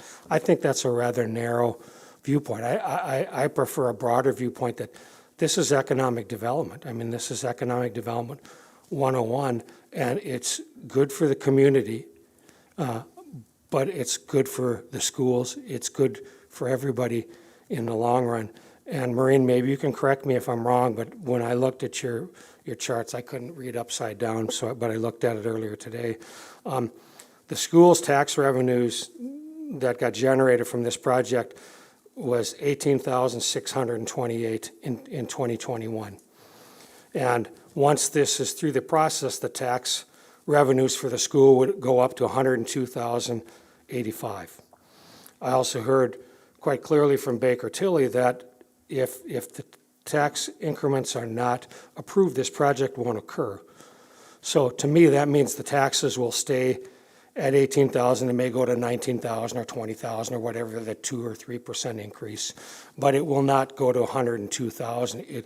The school district will continue to collect 18, 20, 21,000, or if that becomes a vacant lot that gets, the things get tore up, it could go down, as you can see in certain economic times. I also think that the partnerships that have been developed, and we've talked about Career Impact Academy a lot, and FYI, I do not like the abbreviation CIA, but we're stuck with it. I lost that battle. But there's other partnerships going on throughout the town, and I think that's how things can get better. It's rather than one person or two persons, you combine it and it's three. And it's better than if an individual, organization, group, whatever does it. And in partnerships are the wave of the future. We know it. You see it everywhere in society. And I look at even the busing partnerships. If we hadn't had our partnership and the city stepping forward, I don't know what we would be doing with busing. So I look at this as a partnership. I look at the tax revenues that will be generated. Yes, I understand we don't get those tax revenues right away, but we also don't lose tax revenue. It's not as clear-cut as Fufang. That was a no-brainer kind of thing. But this, in my mind, this is a project that we should approve. If it has to go back to the Finance Committee for people to review further, that's fine. But I think this is a project that is a mistake if we don't approve it, because this is good economic development 101. Am I right on those tax assumptions? President Lund, Dr. Lund, yes, you're spot on. The good thing about the tax increment is, as you stated, you don't lose any money. They're still going to pay taxes based on the value that's already in place before any exemption is given. You may have to wait a little bit to get the full tax dollar collections from the full value, but nothing's taken away. And you are correct that before the event center, the value that was based on, you were collecting as a school district right around that 18,000. That goes up with the value of the event center. All said and done, after the full development of the project and the pilot is complete, you're going to bring in roughly 102,000. That's based on an estimated value, of course, so we just held zero inflation on it, just for purposes of illustration. But you're spot on. It would be an additional revenue source for the school. Other questions, comments, thoughts? Dr. Lund? Go ahead, Mr. Douthit. Thank you, sir. What I'm going to do is I am going to echo your sentiments. I do believe that this is good for the community. I think that our track record with the tips is fairly evident, and I appreciate that. You know, we don't want to get too deep into the operation. Leave that to the experts. And the reason I endorsed the motion was fear of, if it failed tonight, I would rather it go back so that it could come back and hopefully be supported by the necessary number. But I am certainly in agreement that we move forward with the proposal. Thank you. Thank you. Let's go to Jackie and then Shannon. I'm going to be as straightforward as Mr. Giese here and say that this is a very bougie project. I feel like Amber was like looking at my notes or something with everything she said, because my thought process is very similar. How does this directly impact students? How does it indirectly impact students? How does it benefit my community as a whole? You know, it's difficult to create this short-term and long-term analysis as a board member, and sometimes the public doesn't always understand why we approve some of these things. I think this is one of those that I'm not comfortable approving, especially without more homework being done on the other end, so that we are sure that this is going to be okay. It's going to have some sustainability, that we're going to see that. It's not going to be an empty building, like Amber said, in 5 years. And, you know, you keep saying that, you know, we're kind of this all-for-one kind of piece, and I love that. I'm a strong community organizer, advocate, feminist, all these things. But, I mean, we're having someone tell us about his $250,000 investment in the CIA when he's looking for a $20 million investment from our community. And I would hope that that $250,000 is something that he would do anyways, because it's a good thing to do, because people should be investing more into our schools. And so that's not even something that's on my radar. I don't believe in scratching my back, you know, and you scratch my back, I scratch yours kind of thing. We do things because it's the right thing to do, because we've done our homework, because it's the logical thing to do, and I just don't agree with this. I would only say to school board member Hassett, our role as government is not to determine if this boutique hotel is going to be operate effectively, efficiently. That's not our governing role, to ensure that private investment is going to be successful. That we'd be way out of our lane to determine that. We'd be unqualified to do that. I would say we are all for one, and I wouldn't say this is a bourgeoisie type of facility. This is Grand Forks, North Dakota. We can all aspire and stay in this hotel. We can all be part of this event center. And this is not an exclusive country club facility. And because Grand Forks isn't that way. So I don't see it as that type of investment either. I think the other part of when Mr. Giese invested in the Career Impact Academy is that it was about culinary arts, and culinary arts is going to have its place in the Career Impact Academy, and he sees that. So we're going to see students that are going to be able to, dare I say, go into a high-end restaurant, be able to find the finer skills of doing that, and no matter who you are, you may aspire to go to Paris, New York City, or wherever your heart desires, because this facility is here. That's the every man and woman kind of mentality I think we ought to have, and we really have partnered. And if I could just say, Dr. Lund, you mentioned transportation thing. Just this morning, we have a guy named Dale Bergman, who's our public transportation director, and guess what he was, Mayor drove by him today, and guess what he was doing today? He was driving a Dietrich bus with school students getting in there. And so I get a little emotional about this, because if anyone's all in on this community, it's the city of Grand Forks, because how many cities across this world would have their public transportation director driving a Dietrich bus so students get to work? And you know what, Dale Bergman, we would never know he's doing that but for the mayor driving by. That's the kind of people we have in our community. We need to do more of that. And so we are all in on the school district. That's why the mayor and I and others went to all these private industries to ask them to invest in the Career Impact Academy, because we said, we have to be successful. That's the only answer. So we're all in. We just want to this is just one more piece of a bigger puzzle. It's not foo-fong, but it's a pretty darn important piece of our community. Thank you. Shannon? Yeah, thank you. I think we may have derailed just a little bit. I agree. I think we need to take a look at what's the role in this particular decision-making process. And, you know, in thinking through this earlier, you know, it's not so much whether this is going to be successful or not, or whether or not it's needed. That's not really our place to say as a school board, but you know, we have the professionals that take a look at it in Baker Tilly and who tell us, you know, a return of 10% is not viable and not achievable without this incentive. So I think we have to foreclose that and just accept that as their professional opinion. I do think where, you know, what I'm hearing and what I understand to be the difference of opinion is the value proposition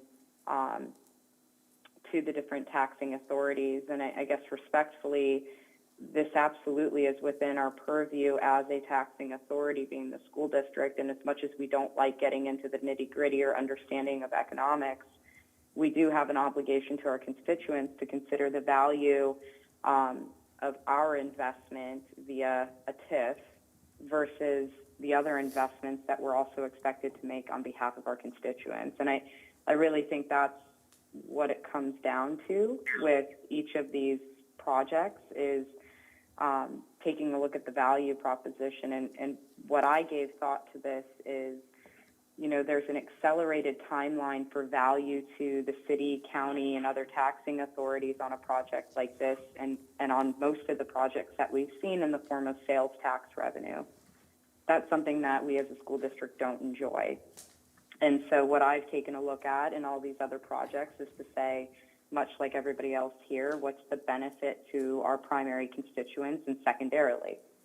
And certainly we do take a look at for the good of the community. I mean, I think we can say that on some of the last projects, there isn't so much of a close nexus to an impact for our students, but there is a nexus to events and opportunities for our students and our families in this community. So I do think it's fairly short-sighted to say, and I didn't have the opportunity to see Mr. Giesi's email, but to me it sounds like there isn't really that direct pitch, that elevator speech, so to speak, to us as investors that has persuaded all of the members of the board.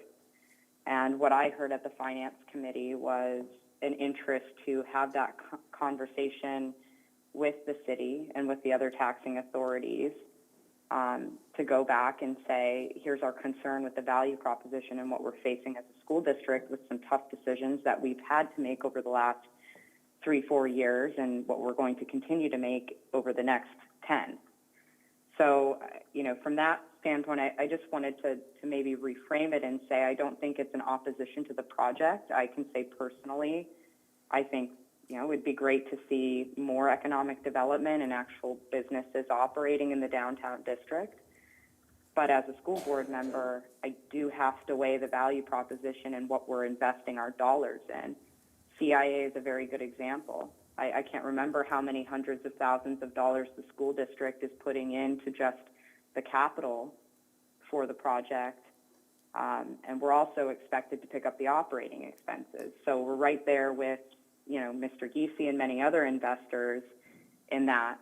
And we are consistently asked to be investors. And I think this is us saying on one particular project, we're having a hard time squaring the value proposition. I don't think it's meant with insult. I don't think it's picking winners or losers, but I do think we are critically thinking about the value of the money and the limited resources we have at our disposal. Further, Doug, sorry. I've got to agree with a lot of the comments that Amber and Jackie and Shannon have. I've had concern on prior projects. I've supported all of them. This board has supported the last five projects, well, including actually tonight, be 6, 4 of which were downtown. And so, yeah, I was very offended by item number 7. But I also want to look at a line, in number 8 of Mr. Giesi's email, you know, we have an exceptional education system because of that, because of the commitment and providing opportunities in the community. And that's what we want to do as a school board, is continue to provide an exceptional education system. Part of the problem is that all of this development that's occurring, we're pushing off any new revenue for 15 to 20 years. And we need to provide that excellent educational system today. And so this is probably, of the projects that have come to us, the weakest one from impact to the school district from other perspectives. You know, we've looked at, you know, downtown grocery store, we've looked at low-income housing, we've looked at entertainment avenue potential. Things that we could get more of our hands on. yes, this is economic development. To me, it's not primary sector. It's not creating those high-paying jobs that we want in the community. So I really struggle with this one. Have been a no vote on it, and at this point still am a no vote on it. The legislature gave us this authority. I don't think they gave us the authority just to rubber stamp. Because if they did, then we ought to ask the legislature to take this away from us. So I think they gave it to us. We need to exercise it. That may mean that we get into the weeds sometimes. And I'm one that likes to see numbers, and the fact there's financial assumptions and return assumptions. We don't know what those are. We just know that Baker Tilly's looked at them and said they need assistance. Okay, where is that return? How high is it? What impact would, if this was a lower percentage? I don't know, because we don't have the information. We don't get the information. Yes, Michaela reached out to me after I reached back out to her, because she forgot to put me on the calendar. So it was the same conversation I had last time. Basically, I can't give you any information. I can't give you, I can try to reach out to the developer to find out if I can share any information. Well, you can see that hasn't happened. We haven't got any additional information. So it frustrates me if we've got a role to play, but we don't necessarily get the information. And we're expected, if we don't approve, we're the bad guys. We're the bad guys because we didn't do this. And it's irrelevant the fact that we approved the prior 6. I'm at this point, I really don't see the need to go back to the Finance Committee. I think we should reject this project and provide, as Amber did in the corrected motion, in effect that should be coming out of Finance Committee in the minutes, that we do consider some negotiation. I don't know if that will be successful or what that exactly means today. But that does, and that's something that we can meet and talk and discuss about on February 1st. If that's not successful, or if it is successful, we can come back on the 14th with the final decision, one way or the other. Go ahead. If it's appropriate, I'd just kind of like to weigh in. So there is some additional information that came forth tonight, in my estimation, that wasn't available at the Finance Committee. And I agree with the fact that it feels a little bit wonky that we are in the financial state that we're in. We need to approach our community soon, potentially with an ask again, because of the state of our facilities. And that feels wonky that we might be doing something that would affect our taxable income, so to speak. But the thing that came forth tonight to me that seems like a no-brainer is that I heard Maureen state that currently the tax dollars that are coming into us from this current state of property will remain in place even as this project is being built. And as the project is being built, it will become more valuable. And after an accrued amount of time in which the tax exemption goes away, we'll gain additional dollars that we will not gain if that property is never invested in. So to me, that's, I'm a very simple-minded financier, so maybe I'm misunderstanding that. But I do think that that's new information that, to me, makes sense that we would want to move forth and consider this approval. The other thing that I think is potentially an intangible is that we, as a community in the past, have talked about losing talent, wanting to retain our most talented workforce members, our students, et cetera. And I hear, just working with young people sometimes, I can't wait to get out of Grand Forks, there's nothing to do here. Well, that has really, that narrative has switched because of the investments in our downtown area and the investments in our greater community, the attractions for kids, the attractions for young adults and that sort of thing. And so I see an enhancement potential there as well, that as Grand Forks gets cooler, which is kind of the tagline, more and more of our youth and our young working adults want to stay here and want to boomerang back and that sort of thing. And that's a piece of the equation that we haven't discussed tonight that I'd like to bring forth as well. Go ahead. I guess just in response to that, it's like it's an all or nothing. That either this project happens, or for the next 15 years, nothing's going to happen to that space.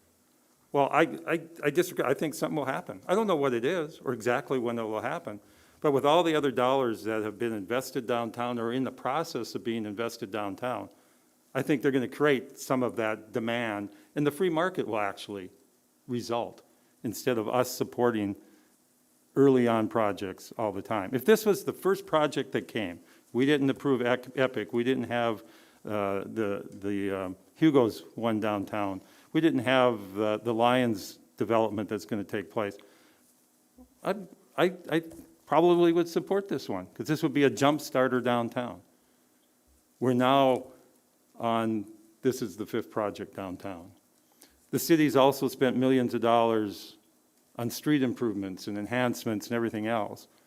I mean, we've done all the stuff to let private development take place on its own, and I think we should give it that opportunity.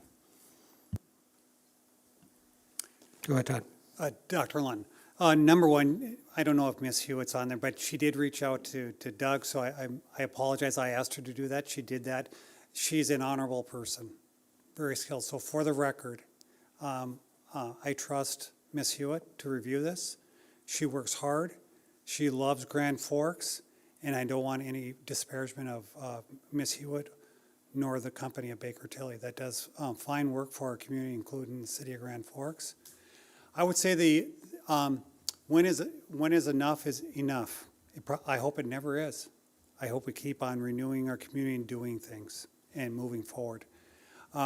We had a former city council member, and Terry Bierke, and he would say the same thing to me. Todd, when are we ever going to stop? When is downtown ever done? You know what I'd say? I hope it's never done. Because we did a lot of improvements after the flood of '97. We've made more investments now because we want to be a better and better community, because you know why? There's communities that we're competing with that we need to be better and better with. So I would say with this development, we have approved other tax incentive projects. We've done a lot of due diligence.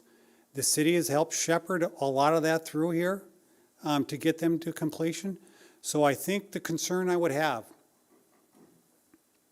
the answer can't be because, well, this is too many now. We've already approved 5, we don't want to do 6, or we don't want to do 7. To me, that's an arbitrary reason not to approve this tax incentive project.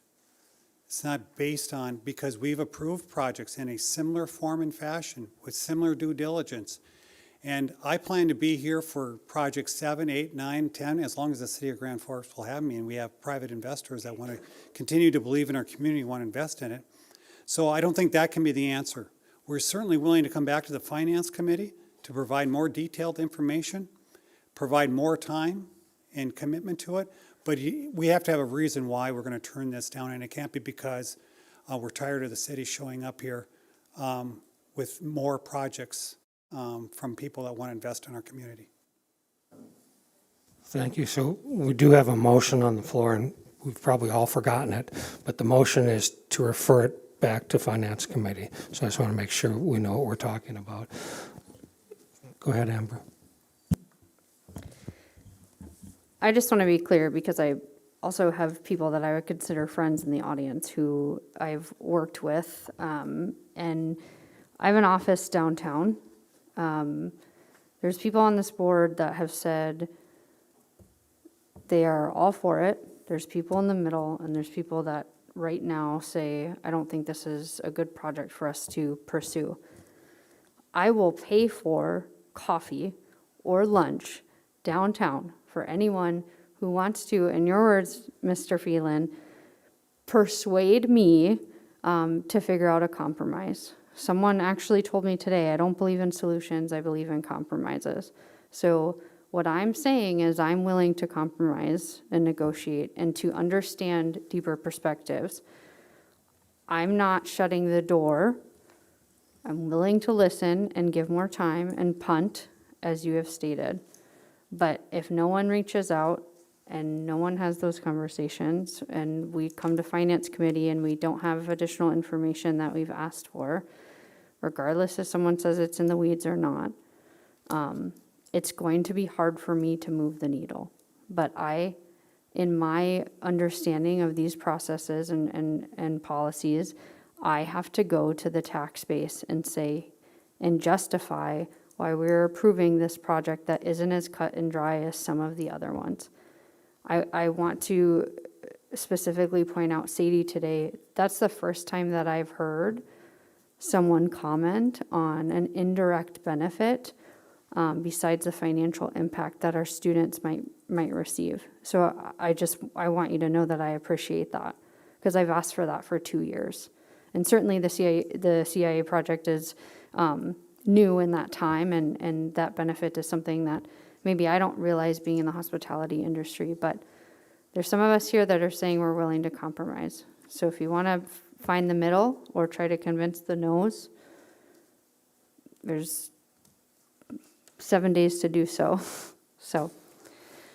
You said coffee or lunch, not both? Listen, there's adult establishments just as kidding. well. I mean, whatever your fancy. And Dr. Lund, go ahead. we're willing to come back. I think we should, just because this is a public forum, if we're going to debate the issue, it should be in public. It should be at the Finance Committee. We should make sure Mr. Giese can be at that meeting to speak for himself. And as he writes, and as you know, Dr. Lund, he'll be straightforward. And so let's have it back at the Finance Committee, but it should be a part of the broader conversation so that we just don't hear, back channel conversations. It should be out in the public and out with all of us. Go ahead. Can we call the question, that's the motion that's on the floor? You certainly can, but I don't have to listen to you. That's the good thing about Robert's rules. Is, yeah, you can call the question, but I get what you're meaning. So the motion on the floor right now is to send this back to the Finance Committee for further review. Any final thoughts? So the reason I wanted that is because I agree with Mr. Phelan that it shouldn't be between Amber and someone else.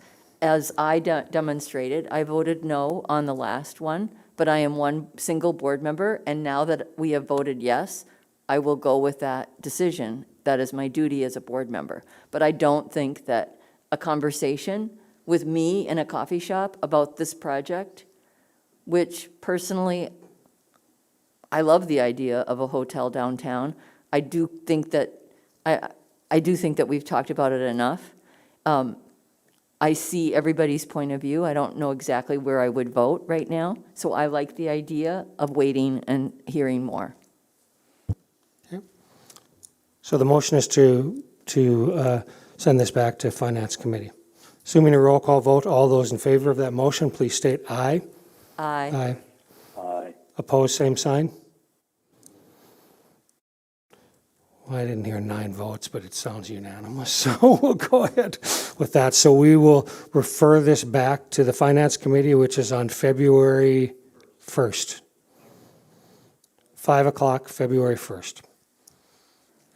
Thank you for all your input today. We appreciate you all. You don't all have to leave if you don't want to. You can stay. We have quite a few more things to cover, but I certainly expect you all to leave if you want. Thank you on behalf of all of us that attended. Appreciate the conversation. So I'm sorry I lost my agenda somewhere in among all this other stuff. Okay, let's move on to item 7C, which is the general fund financial statement. It's on electronic pages 100 through 109. Mr. Berge. Thank you, Mr. President. Financial statements before you are for the first 6 months of the fiscal year. General fund revenues of $49.275 million, expenditures 43 million, just under 44 million, resulting in an excess of revenues over expenditures of 5.3 million. Looking at the details on the next page, the revenues year to date, 43%. That's fairly typical of previous years, with a lot of the federal funding coming in the second half of the year. Expenses a little lower than the previous year due to some of the ESSER construction timing, et cetera. As usual, I'll push you forward to the year-to-year comparisons, starting on page 104 of the board packet. If you look at revenues on a year-to-date basis, 1.5% increase over the previous year, budgeted for 3.4% growth. Again, a lot of that's timing on things such as federal dollars. We're seeing, the growth in the property taxes, and the state, the per pupil payment, in line with, you're seeing the growth figures there, in line with what we'd budgeted. Salaries in total, 1.1% decline over the previous year, real close to what our budgeted target is.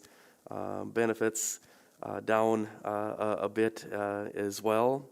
Other expenses, a big chunk of that, the reason for the decline in expenditures is we had significantly more construction expenditures in the previous year with the utilization of ESSER dollars. Provided comments in the middle of, or in the lower third of that page in regards to, variances, that you can see on the local end. Of course, we had the sale of West Elementary and a residential home through the CTE Center.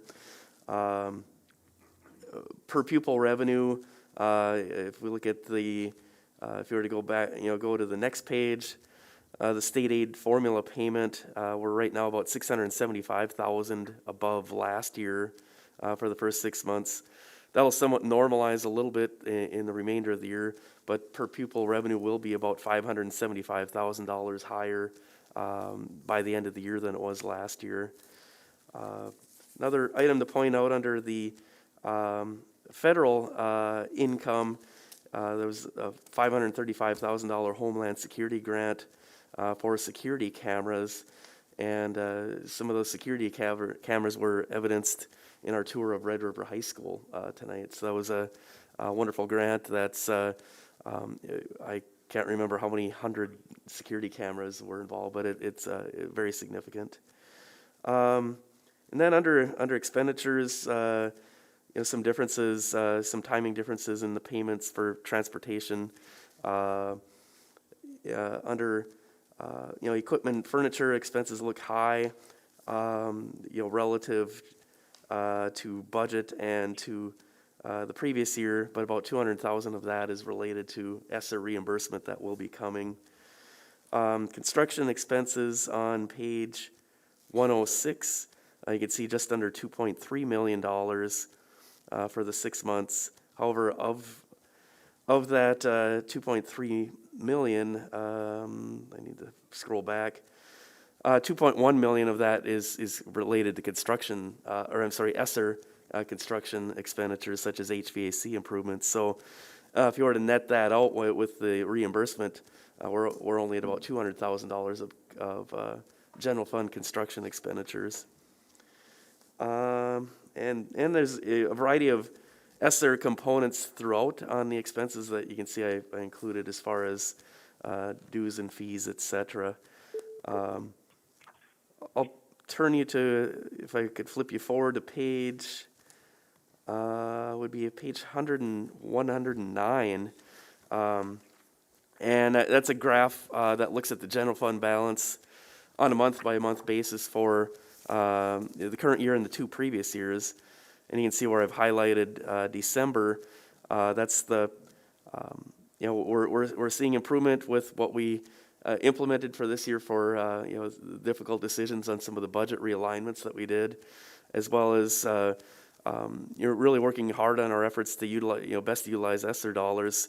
And so you can see in December, the green uptick in the fund balance in my little over 3+ years here. That's the first time I've seen year-over-year increases in that general fund balance, and that's something that will carry forward through the end of the year here, as we've got a variety of ESSER reimbursements coming, as well as we're the budget realignments that we did for this fiscal year. We are realizing those, and that's an important point to make. So maybe at the end here, I finally figured out what I'm doing. Maybe that's more along the lines. On that, in all seriousness, I'll open it up to any questions that you may have. So we've identified the learning curve is about 3 years. Yes. Questions or comments for Mr. Berge? Thank you for your presentation.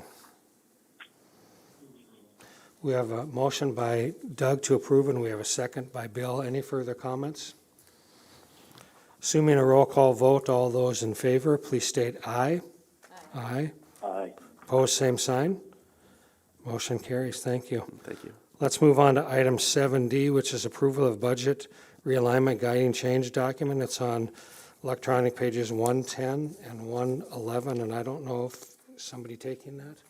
Is that you? I can That's take you, that. Catherine? Yep. Thank you. So as Dr. Lund said on page 110 of 111, you'll see memorandum from Dr. Brenner that recommends that we formally endorse the document that's in front of you for the budget realignment guiding change document. We spent about 8 hours or more as a group going through the current reality, the unacceptable means, which is basically the guardrails on how we want to accrue our budget over time and the end results that we want as a process. So instead of just going through that and having it sit there, this formalizes and endorses that. So the administrative recommendation is for the school board to approve the budget realignment guiding change document as presented. And this is the document we agreed to at our last meeting, correct? So That is okay. correct. We have a motion to approve this document. We have a motion by Jeff. Do we have a second? Second by Bill. Comments or questions? Go ahead, Cynthia. I don't know if this is appropriate, and I'm sorry that it's 10 o'clock. I had a couple comments today, and I didn't have a chance to do anything about it earlier. I just want clarification on unacceptable means the not how, so the last one. So it says, we will not ignore available funding sources. So my question to the administration today was, I'm wondering about exploring alternative and available funding sources. To me, this infers that we've got available funding sources. And what I think the intention was, at least when I first initially was a part of the discussion, was to look at perhaps other grants that were out there, maybe even some donor base. And so I just want to make sure that it's clear that we're not just looking at funding sources that are totally available, but that we would explore alternative funding sources as well. And I don't know if administrators have comments. Yeah, I believe that is the intent of that bullet item. We obviously have employed Tanya Schleicher to seek grants for all sorts of things. What we don't want to do is pigeonhole ourselves to say that we will not make a reduction and without replacing it with something that we grant fund, which is how it was reading before. So yeah, we'll definitely explore all viable options and continue to seek additional sources of funding. I see a lot of heads shaking yes. I think that's what board members thought too. Thank you. And so then the other kind of, to be a little bit annoying also on my end here, is that you took out, and I apologize, I was not on the phone and was not able to attend last meeting because I was sick. We will not, I worried that you took out the stakeholders piece to this unacceptable means as well, with the assumption that the discussion was that you're already doing that, but I don't think that as a district, we've always done a great job reaching out to stakeholders, quite honestly. So I would have preferred it to say, we will not ignore stakeholders in reaching decisions. Just so that it's on the record for the board to fully reach out to stakeholders. And I think that was discussed at that meeting that unfortunately you couldn't attend. And I don't know if it was unanimous consensus, but probably was that we felt that the school district is doing that in general, and that's why it was eliminated. So, where I disagree, because I think there have been times when the school district hasn't done a good job tapping into some stakeholders. Certainly respect your opinion, but that was the consensus of the group. Other questions or comments? So the motion is to approve the guiding change document as outlined. Assuming a roll call vote, all those in favor, please state aye. Aye. Aye. Opposed, same sign. Motion carries. Thank you. Now we're going to go backwards. We are back to item 6E, debrief of Red River High School building. There was, I think, 4 of us that were there. It's on electronic page 39.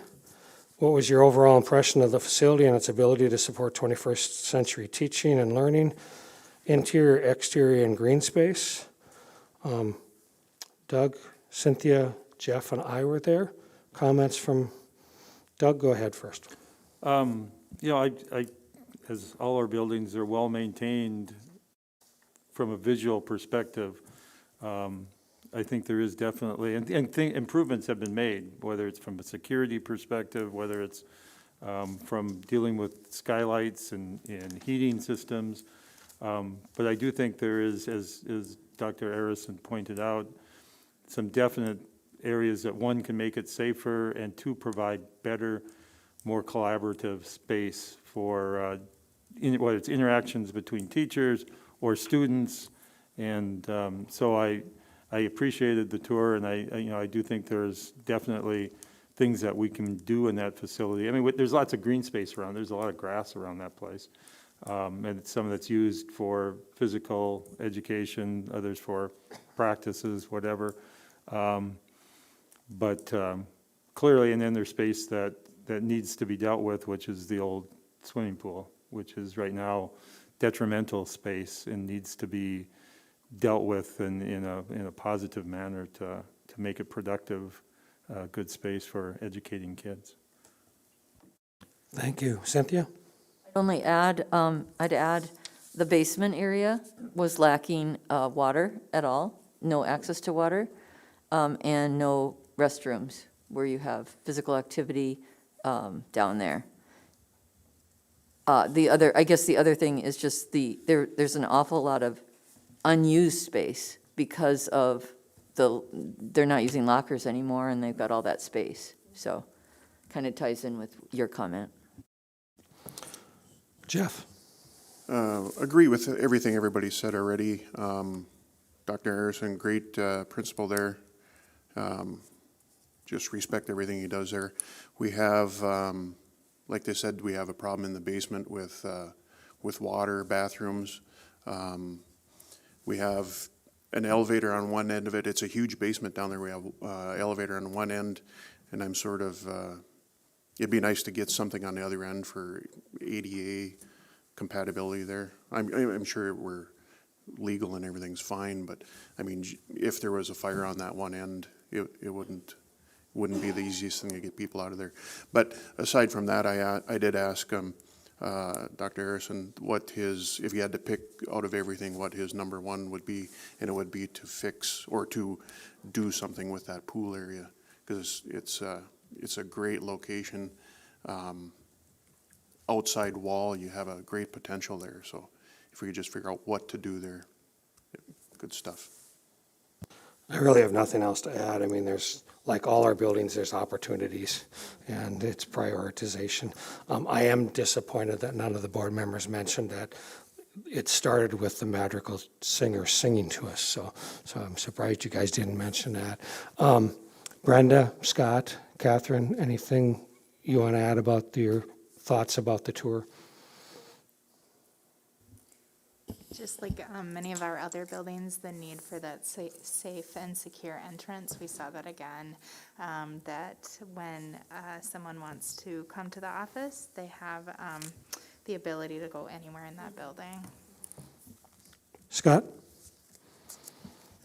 It's changed a lot since I graduated in 1990, so there's been a lot of improvements and additions. I know there's a lot of needs, but it looks a lot spiffier than when I went there. The hairstyles have changed since 1992, Scott. Mine's about the same, I think, but a little grayer hairstyle. Catherine? Do you have any thoughts about your tour? No? Okay. Let's move on to 8A announcements. I have one. This is Mr. Berge's last board meeting, unless we throw in some emergency board meetings, which is always possible. But we want to, on behalf of the whole board, really want to thank you for the wonderful time you've spent with us. We're all better because of you, and I'm glad you get to go back home to Altru, and wish you the best of luck at Altru, and thank you for your last 3+ years.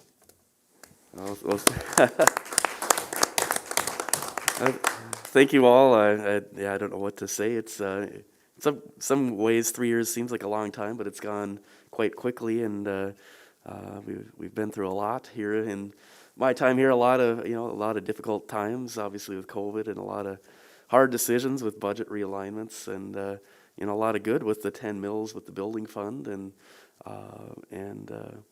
some bond issues and all kinds of stuff. So I don't know what to say other than I think you may need to go back to the consent agenda and approve that, actually, if you haven't. We did. Oh, you did? Okay, I was asleep at the wheels at that point. But really appreciate having worked with all of you, and I'll be around, and I've got a middle schooler who's got several more years in this district, so I'm very interested in what happens to the district, and I know there's going to be a lot of good things. Thank you, Scott. Any other announcements, Catherine or Brenda? Brady, got any announcements from GFEA? Okay, thank you. Board requests for future consideration. Anyone have any board requests? Time management for the president? Okay. Amber, school board norms, how do we do? I think we did pretty well. Okay. Thank you. Thank you all. We are adjourned.